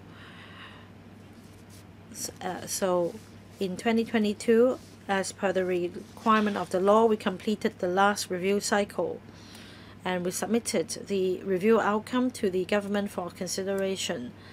I understand that the Labour and Welfare Bureau will be briefing the panel on manpower of LegCo on the outcome of our last review. In fact, we have just kick-started the latest review in this cycle, and we will be briefing the relevant LegCo panels on our work. Next, Mr. Chan Kin Paul. 2023-24, the interest income and investment income amounted to $990 million, and that's a significant amount. As for the capital grant, the balance is dropping. In 2023-24, it will drop to $1.9 billion. And this will affect interest income on bank deposits and investment income, and a drop in income in general for the MPFA. So in the long run, how will you address this issue? You need to achieve fiscal balance. Second, it is said that the eMPF platform will streamline and allow the scheme members to concentrate on this electronic platform, but if a lot of administrative work is involved, you will not be able to enhance operational efficiency. You need to make sure that people get an early start in adopting a paperless mode. For the first question, I will defer to the Managing Director of MPFA. Yes, we are concerned about balancing the books as well. Since October 2020, after LegCo's approval, we started to collect a new registration fees from trustees, and that's a stable stream of income. In 2023-24, we project an ARF income of $300 million, but this is not sufficient. $5 billion of capital grant was given by the government in 1998, and the balance is now some $2 billion. Well, in this financial year, the market environment was gloomy, but we envisage an improvement. Well, earlier we reached consensus with the LegCo 6 years on, that is 6 years from 2020, a review will be conducted.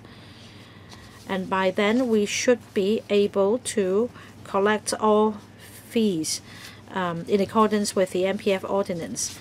At the moment, we only recover some 60% from annual registration fee on MPF scheme trustees, and that is why we still need the supplement from capital grant.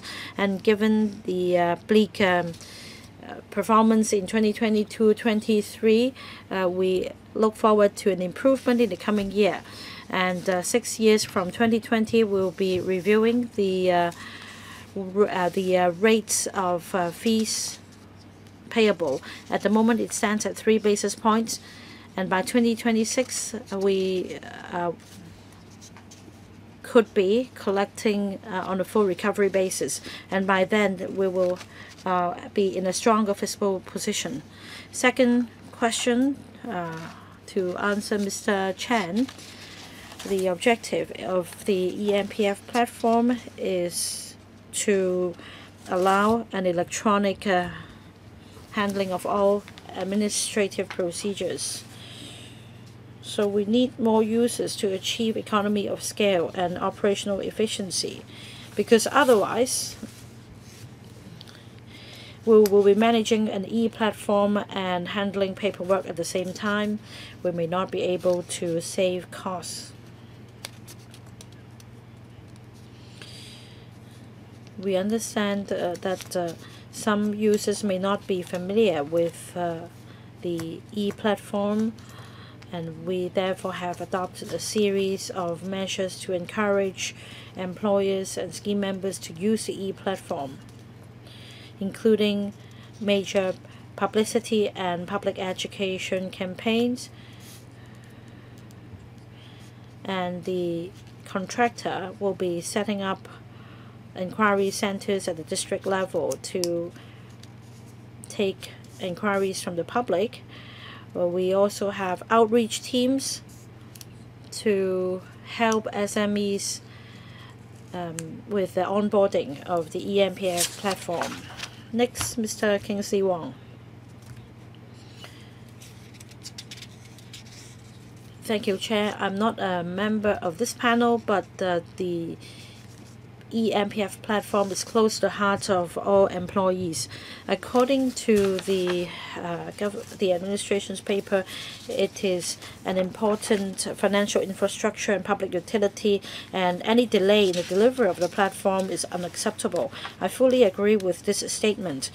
The eMPF platform has to do with a lot of improvement measures, full portability of MPF contribution, implementation of abolition of MPF offsetting arrangements, and the eMPF platform can reduce administrative costs by some $3 to $4 billion a year ultimately. That is the aspiration of all employees. And I have two questions.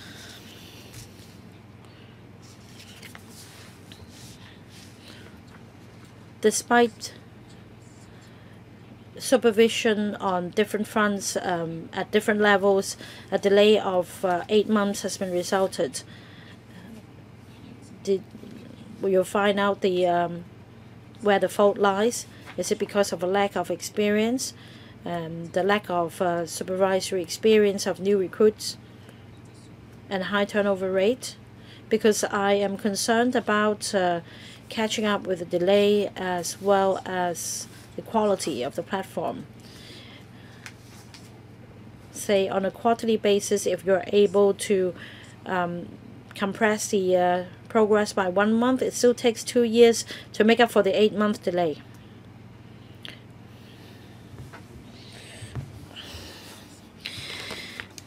And it is expected that $3 to $4 billion of administrative costs can be saved. And this is the aspiration of the eMPF platform. If the losses amount to some $2 to $3 billion, how will you make up for the losses for employees in Hong Kong? Chair. Thank you, Mr. Wong, for the questions.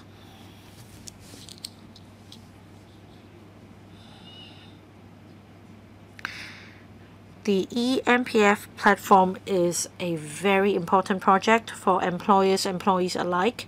So when the contractor informed us that possible delay of 8 months in delivering the eMPF platform,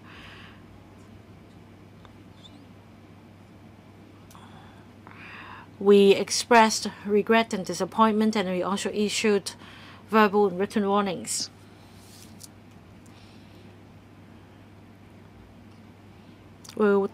I will reserve all rights under the contract, including claiming damages from them. But what is their response, right? You make this known to them, and what happens? They note our concern. I think that At this juncture, we should find a solution to address the delay. That means the contractor will need to work on 3 fronts, as I explained. They have a timetable, and there is delay in one of the categories of services, that is software development. However, we noted improvement in the past 2 months with more manpower of the contractor. The ebbing of the epidemic and resumption of travel all helped improve the progress, and we will make every effort to supervise the contractor's progress. First, we will urge the contractor to shorten the delay as much as possible if it cannot be avoided, so that the e-platform can be commissioned soon. 最後一位 Thank you. We have Mr. Holden Chow and Dr. So Chen-Ming for the second round. I'll draw the line here. Mr. Holden Chow. Thank you, Chair. Since there are several panel meetings going on at the same time, I apologize for any repetition in advance. Well, I'm quite concerned about the delay of the eNPF platform. Well, you said that you have expressed strong dissatisfaction and you have been liaising with the contractor. May I make a suggestion?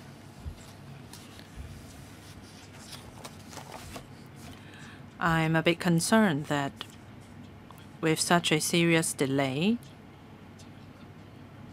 and the fact that we have handed over the complete project to this company, perhaps our hands are tied. Of course, in the contract, you have an ultimate option, but whether you will use it or not is a different story. Perhaps this company would think that since our hands are tied already and we will not push the nuclear button, then they will continue to lag behind. You said that you have given them warnings, but whether or not they will take any actual action to improve the situation, we don't know that. Well, they say that there is a shortage of staff members, but this is a problem universal to all sectors.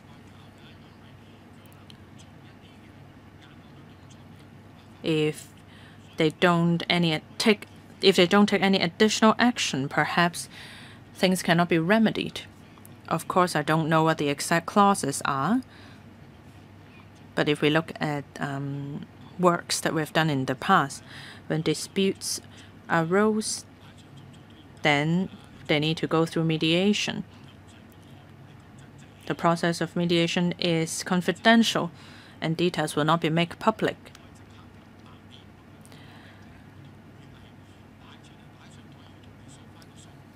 Perhaps this is something that you can consider through mediation, so you don't have to make it public.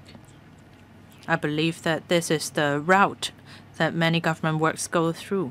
I think you have to do something in terms of claiming damages. Otherwise, they may think that there are no consequences. Yes, you have issued warnings, but nothing concrete actually happened, and they will continue to do the same thing. And if you claim damages, perhaps they'll make some calculations and step up their action. Well, I'm sure that the chairperson understands your question already. Well, just then I asked the chairperson what responses did they make to you, and you said that, well, they will step up their effort. This is not actually a response. Is it possible for you to follow up on this? Have they solved their problem? And will the delay be shortened to, let's say, 2 months? Mr. Kingsley Wong and Mr. Holden Chow have the same concern. So please respond to what Mr. Chow asked. What was their reply? Thank you, Mr. Chow, for your suggestion, and thank you, Chair.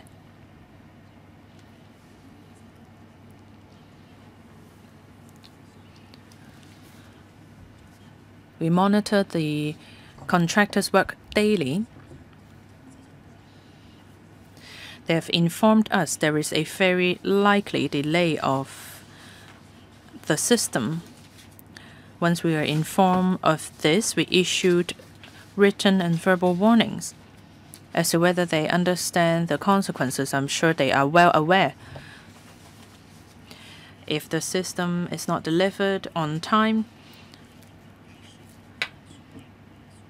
and how to calculate damages, these details are listed in the contract. And of course, there are clauses in the contract which allows us to terminate the contract and switch to another contractor. But we think that right now our top priority is to ask the contractor to catch up with the progress.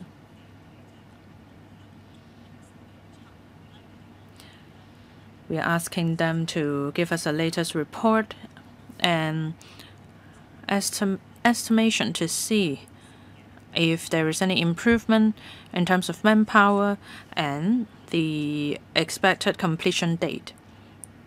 We want to be able to compress the delay. Thank you. Well, we are not asking for damages so that the government can receive more money.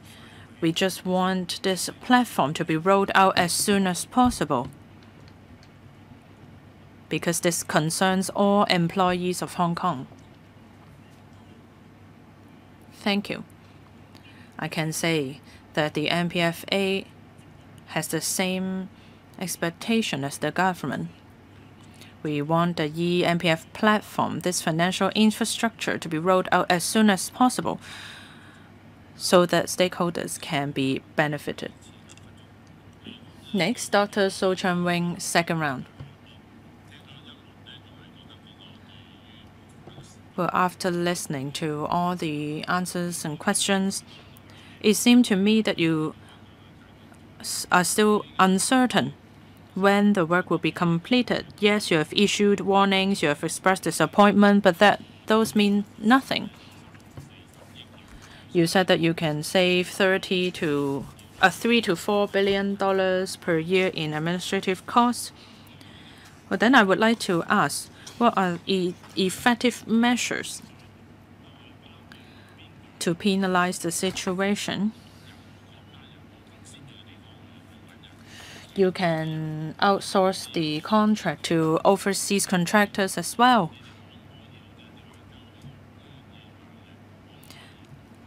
Can you, as Mr. Chow suggested, take some effective action to force them to implement extra measures? You have to be accountable to the public. Thank you, Dr. So, for your follow-up suggestion. We have specific clauses in our contract detailing the consequences of a delay. And here, I would like to assure members that the NPFA and the eMPF company will seriously follow up on actions required by the contractors and make sure that the contractor work according to clauses in our contract. Thank you. Then this concludes this item. I hope that Chairman and Managing Director of NPFA can follow up actively on members' suggestions. Thank you very much for coming. Thank you, Chair, and thank you, members. Now, next agenda item, budget of the Accounting and Financial Reporting Council for the financial year of 2023 to 2024.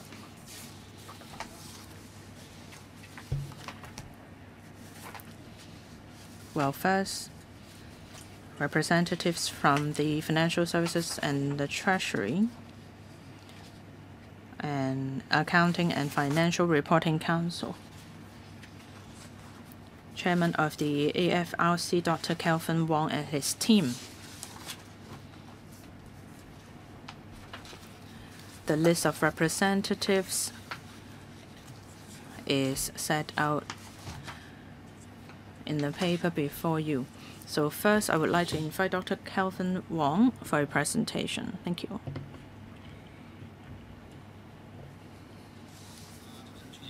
Good morning, Chair, members of LegCo.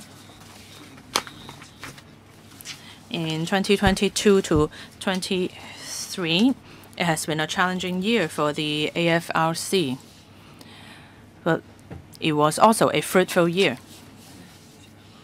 With the strong support of LegCo and the government, the AFRC has successfully implemented a overhaul of the regulatory regime. This can ensure the long-term development of the accounting profession.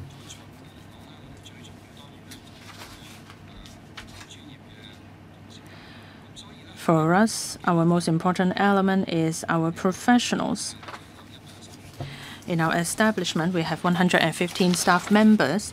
90 of them, that is 78%, are professionals, including CPAs and lawyers.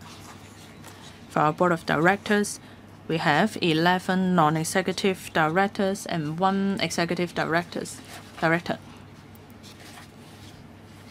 Their experiences span over the finance, banking, accounting sectors. We put great emphasis on communication with stakeholders. In the past, when we attend LegCo meetings, we were reminded of the importance of communication. That's why we have put in a lot of effort in this regard. In terms of the new regulatory regime, we have conducted 50 consultation sessions, both online and offline, with 6,000 people from the accounting sectors. And in the last financial year, we have organized and taken part in 24 exchange sessions with organizations from the accounting sectors. We discussed our consultation papers and suggestions on implementation of policies. In 2022, regarding different types of accounting firms, we have audited 55 PIE and 6 non-PIE audit and 26 quality audit of accountancies. We have reviewed 166 complaints, started 63 investigations, and handled 15 inquiries to enhance quality of auditing and enhance management. We have issued publications and guidelines, and in the financial year of 2022 to 23, we have issued 5 policy-related documents. And by the end of this month, our council will issue 2 investigation reports. First, on 2020 to 21, auditing costs of listed companies. And second report on guidelines of selection, appointment, and reappointment of auditors. In the coming financial year, we can see that Hong Kong is in a phase of recovery. The business of our industry will be revived. As an international financial center,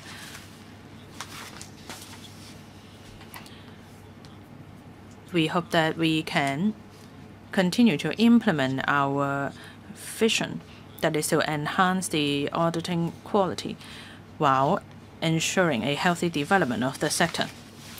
That's all from me for now.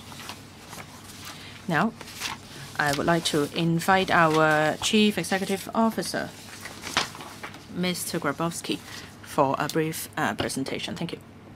Thank you, Chairman, and good morning. I'd like to highlight some of the key points in our 2023-24 budget.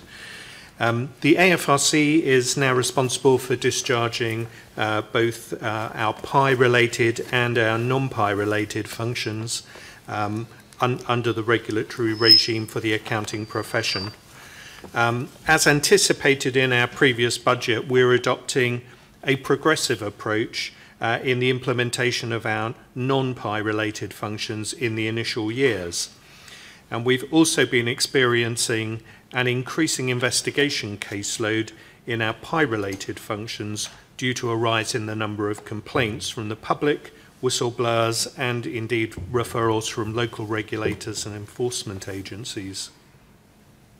Of the 30 new headcounts proposed in the budget, 26 represent a corresponding expansion for our non-PI related functions, and 4 will be allocated to handling the increased investigation caseload in our PI-related functions. This should bring our total headcount from 115 at present to 145. With moderate headcount increases proposed in light of our current funding position, retention and recruitment of a proficient and stable staff force is critical to enable the AFRC to deliver our mission efficiently and effectively.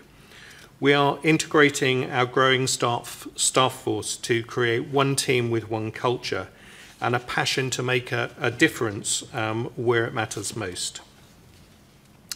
In the highly competitive market for talent that we are facing and a relatively high staff turnover, which itself is consistent with the experience of the local profession and local regulators, we propose a provisional average salary increment of 3.7%. The total budgeted expenditure is $340 million, 219 million for PI-related functions and 121 million for non-PI-related functions.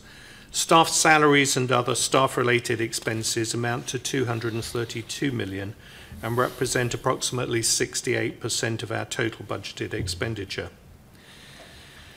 On the income side, we have two main sources of regular income, PI levy income and non-PI license fees. On the PI levy income, total budget is Hong Kong dollars 135 million, and this is 62% of the expenditure for our PI-related functions. The budgeted levy income from sales and purchases of securities is 77 million, which represents 57% of the total PI levy income. This makes reference to the SFC's estimate on the average rate of securities market turnover projected of 107 billion Hong Kong dollars per day.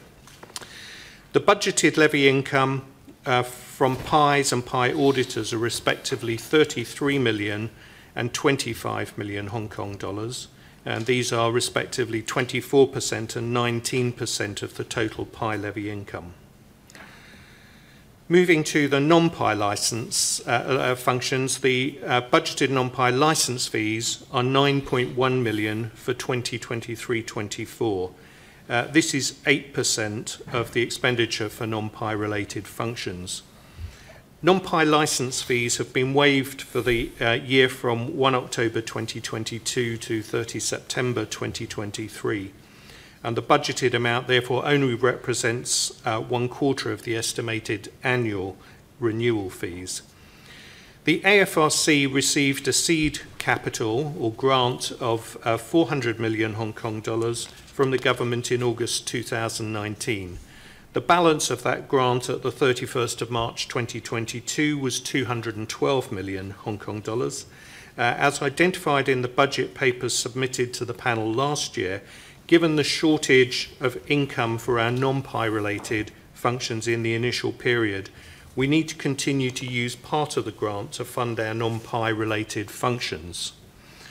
For 2023-24, we propose that Hong Kong dollars 111.4 million will be utilised from the grant to fund non-PI related functions expenditure in excess of budgeted non-PI licence fees.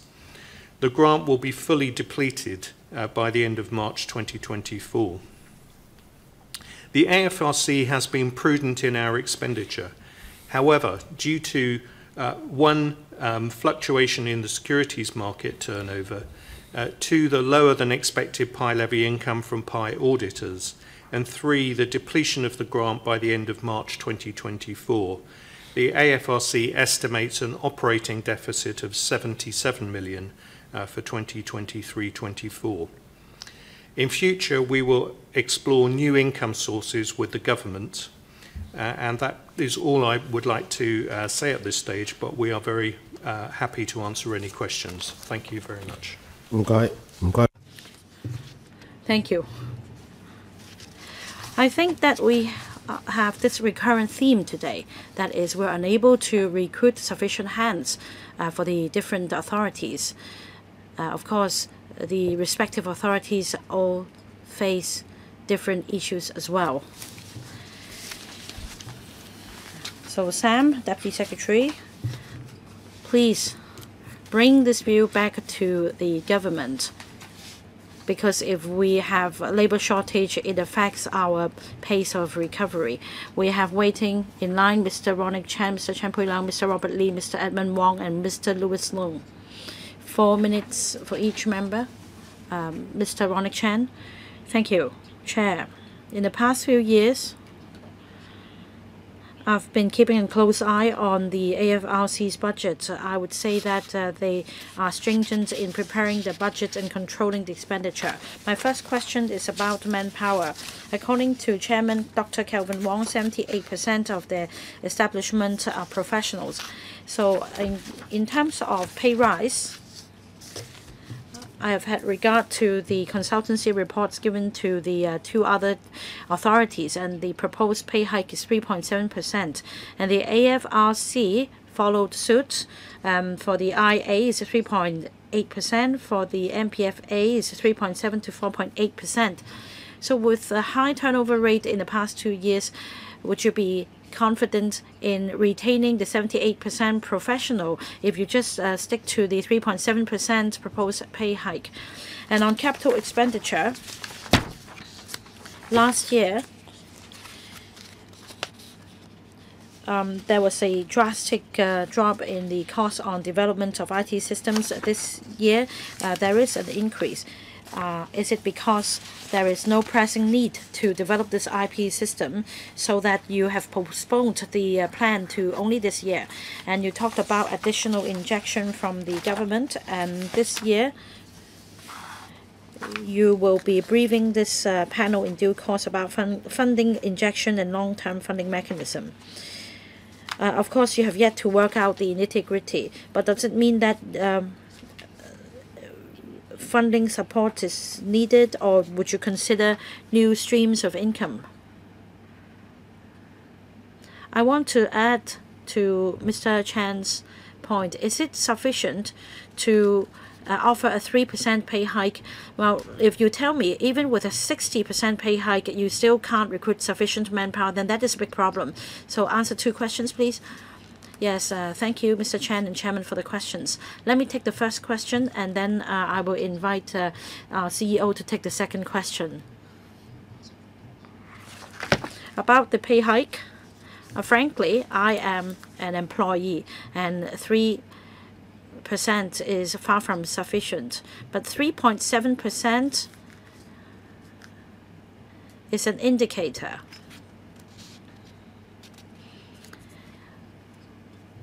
That means we don't impose a 3.7% increase across the board for all staff in the AFRC. It's performance linked. In fact, we don't offer pay rise to the mediocre ones. And together with the CEO, we've spent a lot of time in building a team and keeping a united front. We are a regulatory body. If you want to make money, you should go to the private sector. You join the regulatory body because you have this mission in mind. You want to ensure efficiency. The AFRC plays an important role in bolstering Hong Kong's status as an international financial center. Members may recall that at the start of the epidemic, many CPAs complained about not being able to go to the mainland, and it was in the early days of the epidemic. That is in January to March, and that's the end of the financial year, and they were unable to do their auditing work. Well, subsequently, after having this experience, they started to have auditing work remotely. So we make a lot of effort to invite the talented colleagues to join us, but we choose them on the basis of whether they have this mission in mind. They should not work just like any other employee. So, Chairman, just to say that the 3.7% is just a hard indicator, and it is, of course, not enough. But what is the most powerful incentive is that this colleague would like to fulfill this mission as well. So I believe the 3.7% proposed pay hike will help us build a solid team with a united front for effective regulation of the accounting profession and the auditing profession, so that in the long run there can be a healthy development of the market. We also attach importance to the interaction between a healthy market and good regulation. Mr. Chan Pui Leung, also a question on manpower. Staff cost accounts for the major increase in expenditure because of the 30 additional headcount. Now, on paragraph 11B, I understand that 26 new headcounts will be set up. May I know the details of the work of the 26 posts? Has it to do with investigation? Because it seems that you only have half the strength of the full establishment. So after recruiting 30 more staff, does it mean that you will be able to meet your manpower plan? And also, in the attachment for 5.1, I understand that you have a staff recruitment expenses, and 11.4 million Hong Kong dollars will be spent for the recruitment of 27 staff. That means $400,000 per recruit. And then doing the calculation, that means about 20.5% of the remuneration. It's a significant portion of expenses. Is it reasonable? How do you select the recruitment agency? Because after all, this is a significant sum. Thank you, Mr. Chan, for the questions. Let me invite the CEO to take the question, please. As I mentioned earlier, 4 of the headcounts, the 30 headcounts, will be deployed in our PI-related functions, and these 4 will be deployed in our investigation department, because that's where we have an increase in the demand for our work on complaints and investigations. Quite a significant one, rising by about 60% year on year. For the non-PI, the 26 additional headcount is part of an increase over a period of time to reach the level of staff that we need to do the non-PI related work.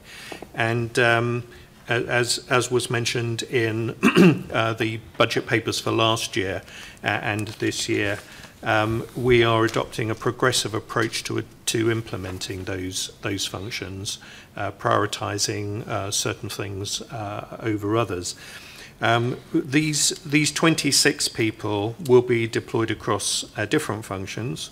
Of those, 9 will be in the inspection area, and 5 will be in the discipline team, and 7 will be in our policy registration and oversight team, which is responsible for registration and licensing, oversight of the profession, and so on. So these are the ones deployed in our directly in our regulatory functions, and 5 will be deployed between our legal department and our administrative functions of finance and administration,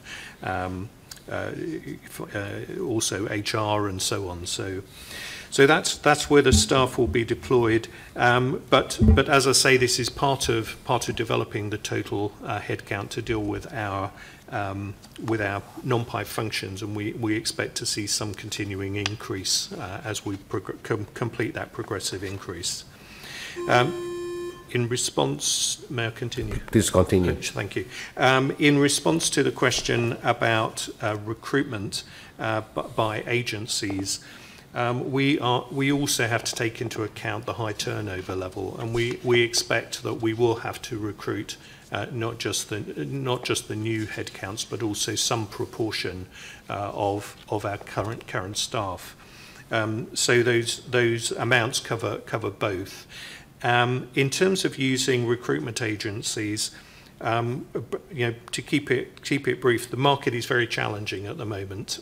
We have a very small HR team, which is not necessarily capable of an efficient and effective recruitment of particularly our most senior staff.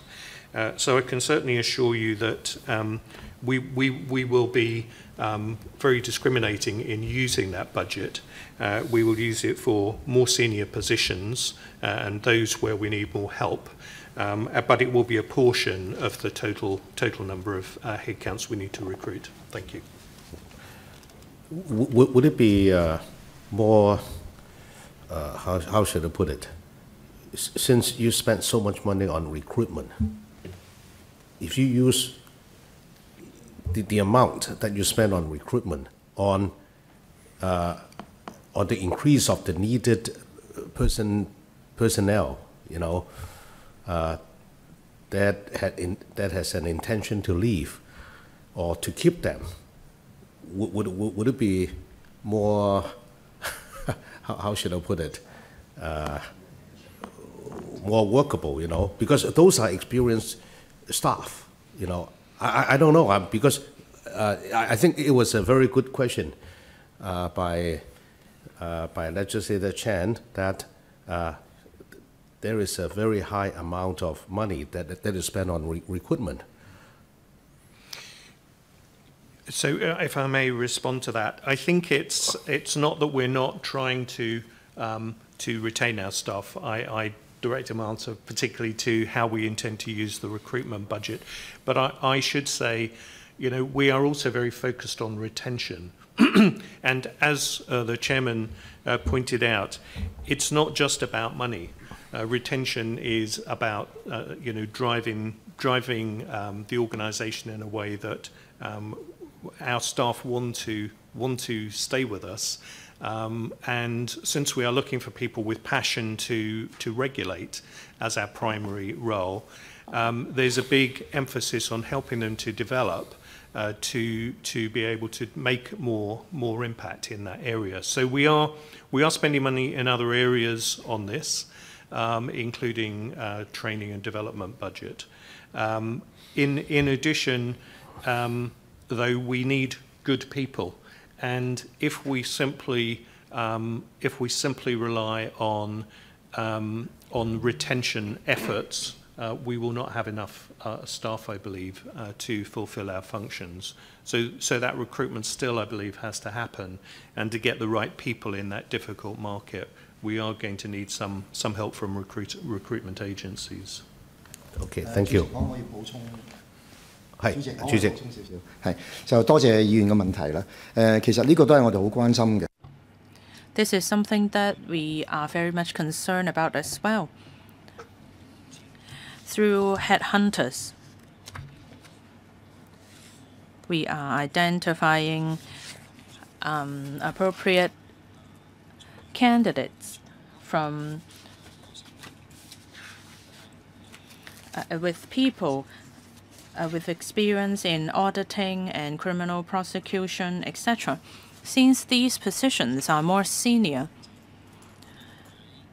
with our current establishment of 115 staff members, we only have 2 HR personnel, HR officers. So to be honest, it is very difficult for them to efficiently handle employment for us. We are now preparing to employ 7 inspectors at a managerial level through platforms that are commonly used. We would like to hire 7 inspectors at managerial level. We have received 22 replies. So for 7 vacancies, we received 22 replies. After much effort, we have selected 7 candidates for interview. And at the end, only 1 candidate went through for a second round interview. In this process, from the start to now, it has been over 2 months. So as Chair said, the problem of lack of talents is very significant in Hong Kong, but this is also very significant globally as well. So we want to reserve this amount of money to hire talents to join us.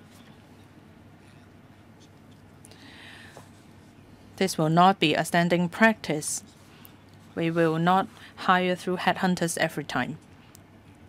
Thank you. Next, Mr. Robert Lee. Thank you, Chair. I'm very concerned about the sustainability of AFRC. I can see that from the paper, one of the reasons of the decrease of income is because of the lower than expected income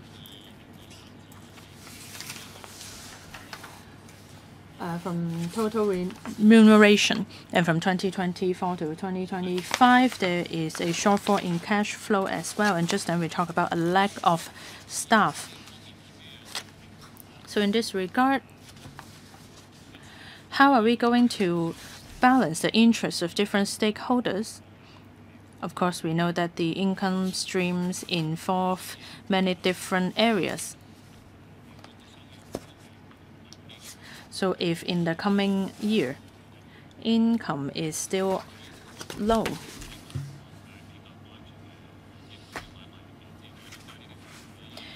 if more fees are introduced in the stock, in levy payable for securities, in 2022, stamp duty was increased, and in January 1st, fee for AFRC is put in place. So the cost of participating in the stock market has increased. So I would like to know what you think. How are we going to balance fees collected on different fronts? Well, perhaps I'll invite our CEO to respond first, and then I'll supplement later. Thank you. Clearly, the balance of our income and expenditure is somewhat out of line at the moment, and there are probably two main reasons for that on the pie front. One of those is the relatively low securities transaction volumes and so on at the moment. So that may be cyclical. But the other aspect is the PI auditor element of the fees, sorry, of the levies, is less than we expected. And this is due to the definition in the legislation is based on cash payments to the PI auditor. And some of the fees, some of the audit fees, the remuneration of auditors, gets channeled through component auditors who do work that's relied on by the principal auditor. If that cash doesn't come to the PI auditor, it falls outside the remit. So that's the main reason there. In terms of the non-PI, even on an annualised basis, the licence fees are lower. The licence fees that we expect at the current levels are lower than our expenditure.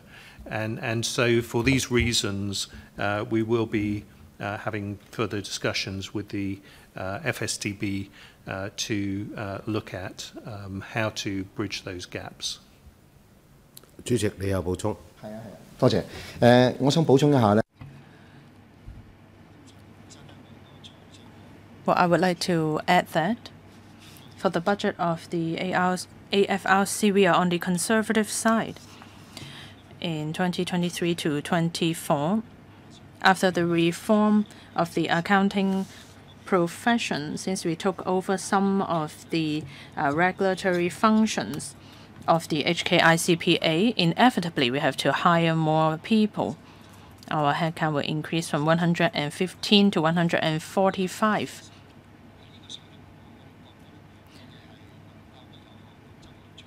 We believe that we can effectively discharge our duties, including for PI-related functions and non-PI-related auditing. We are talking about proportionality here. If it does not cause much impact on public interest, then we will streamline our work process.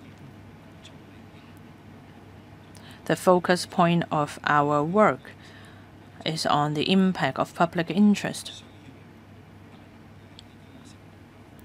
We don't want to spend a lot of money to continue with this work, but you can see from a team of 115 to 145, we want to build synergy within our team. When we are conducting inspection at major accounting firms, they have PI-related and non-PI-related work going on, and our team can do their work in both fronts. As for our income model, like what the government suggested in the paper, we need to discuss with the government on the income source relating to non-PI-related functions. This remains to be discussed with the government. Well, we still have 2 minutes left, so I'll draw the line here and I'll extend the meeting by 15 minutes. Next, Mr. Edmund Wong. Thank you, Chair. In the paper 1.43, for the PIE auditor levy, it is there is a shortfall when compared to the expected income.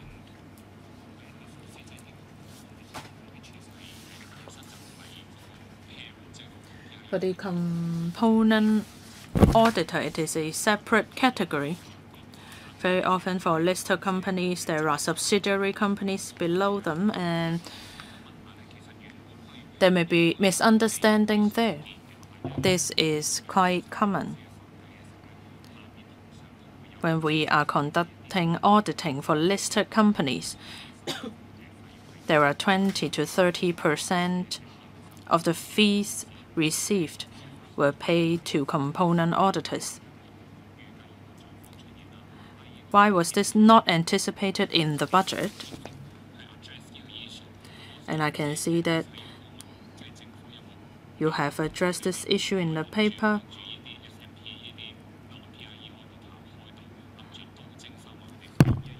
Does that mean that you plan to charge non-PIE auditors as well? And I would also like to address the issue of employment. Well, for 7 managerial roles, there are 22 applications. I would like to say that that is quite good already. Well, I would like to clarify that we have 7 vacancies with 22 applications.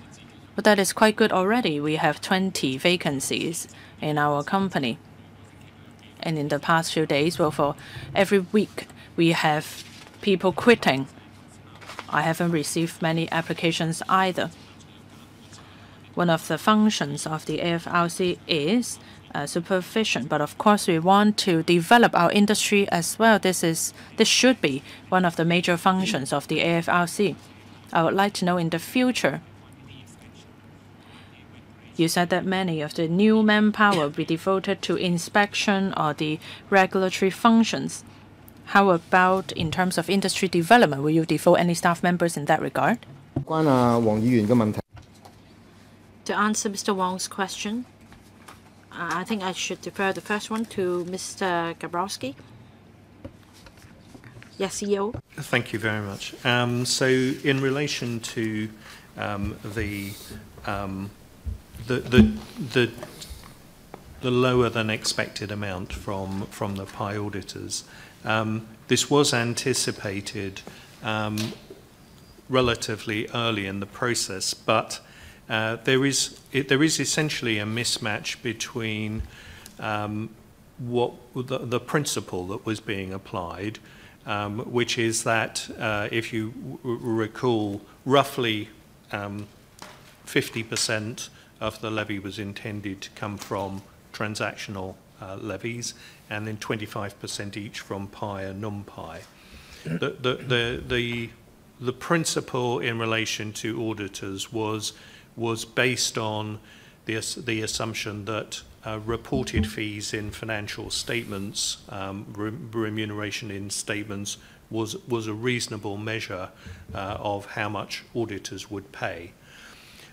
Because when you get down to where that money goes, it's not actually all paid to the principal auditor, to the non-PI auditors. Some of that money that's disclosed, it goes to component auditors. So it's a structural question in terms of how that works. It was anticipated, and that was then handled through the first collection process, which happened last year. And through that process, we discovered how much money was coming to the PI auditor. So without the collection process and the information gathering that went with that, it's impossible to predict how much fell through those two different channels. But the budget has been adjusted accordingly this year, as you will see. We're reasonably confident that what we've budgeted can be collected. Hopefully that helps you understand the underlying issue. 主席，係，唔該。 Yes, Chair. Right, let me respond to the second question of Mr. Wong. In promoting the long-term development of the profession, what is the role of the AFRC? The AFRC is a regulator, so we are tasked with the regulatory function first and foremost. At the same time, we need to maintain a long-term market development. Otherwise, it's a failure. In fact, 2 to 3 years ago, when I attended the FA panel meeting, I said the same. The board of the AFRC laid down the philosophy of our regulatory framework.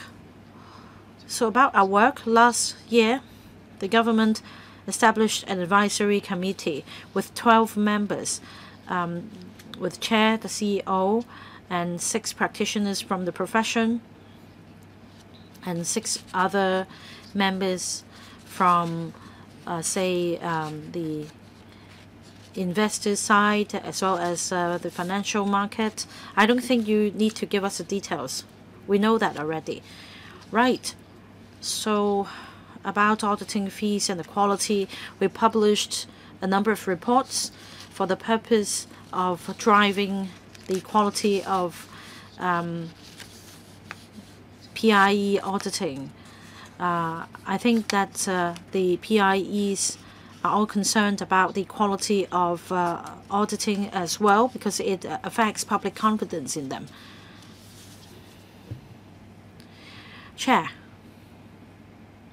Chairman?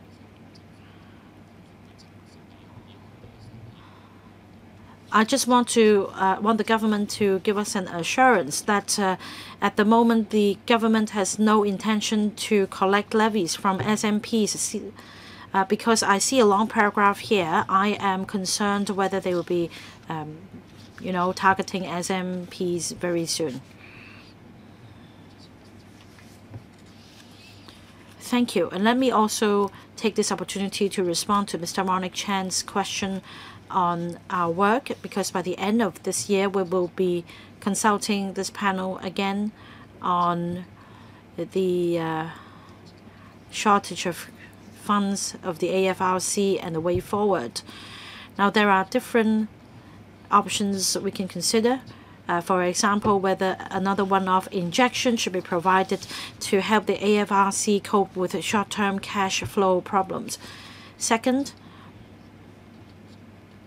how do we strive to achieve structural fiscal balance for the AFRC so that in the long term it can be self-reliant?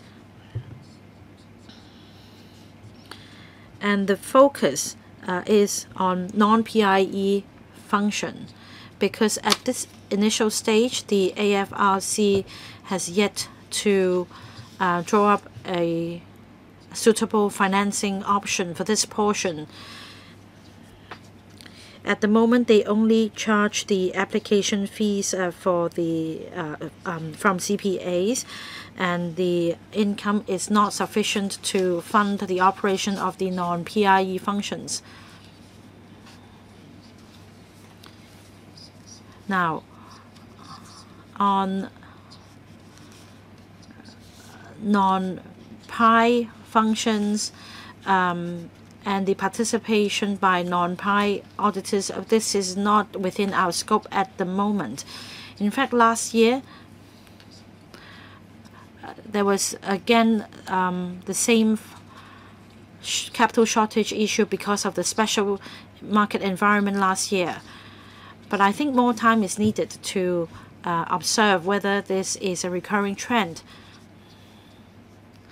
Once we have a better understanding of the market development, we can then consider whether it is necessary to review the levies for related to the PIE functions.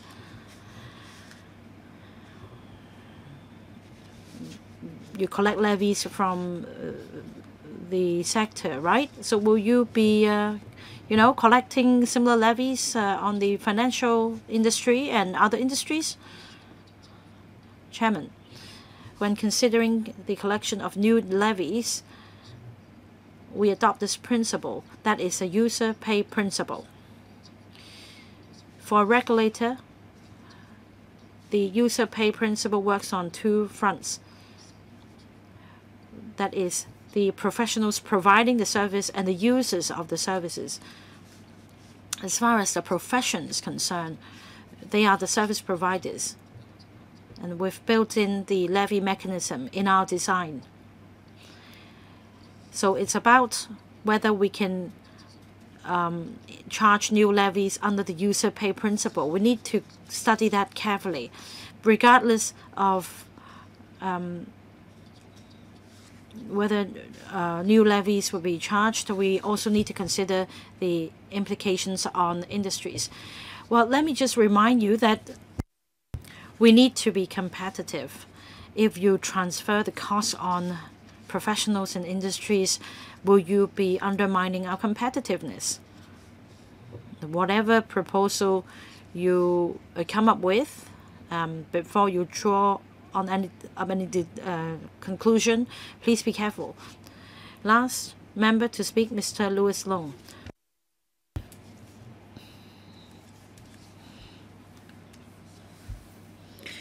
I think, as I said through this meeting the whole morning, I heard the common theme of manpower shortage.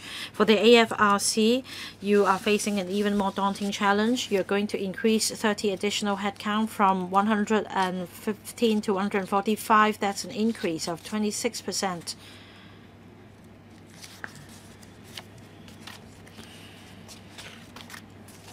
I find it all right to engage a headhunter to find the suitable candidates. This is money well spent.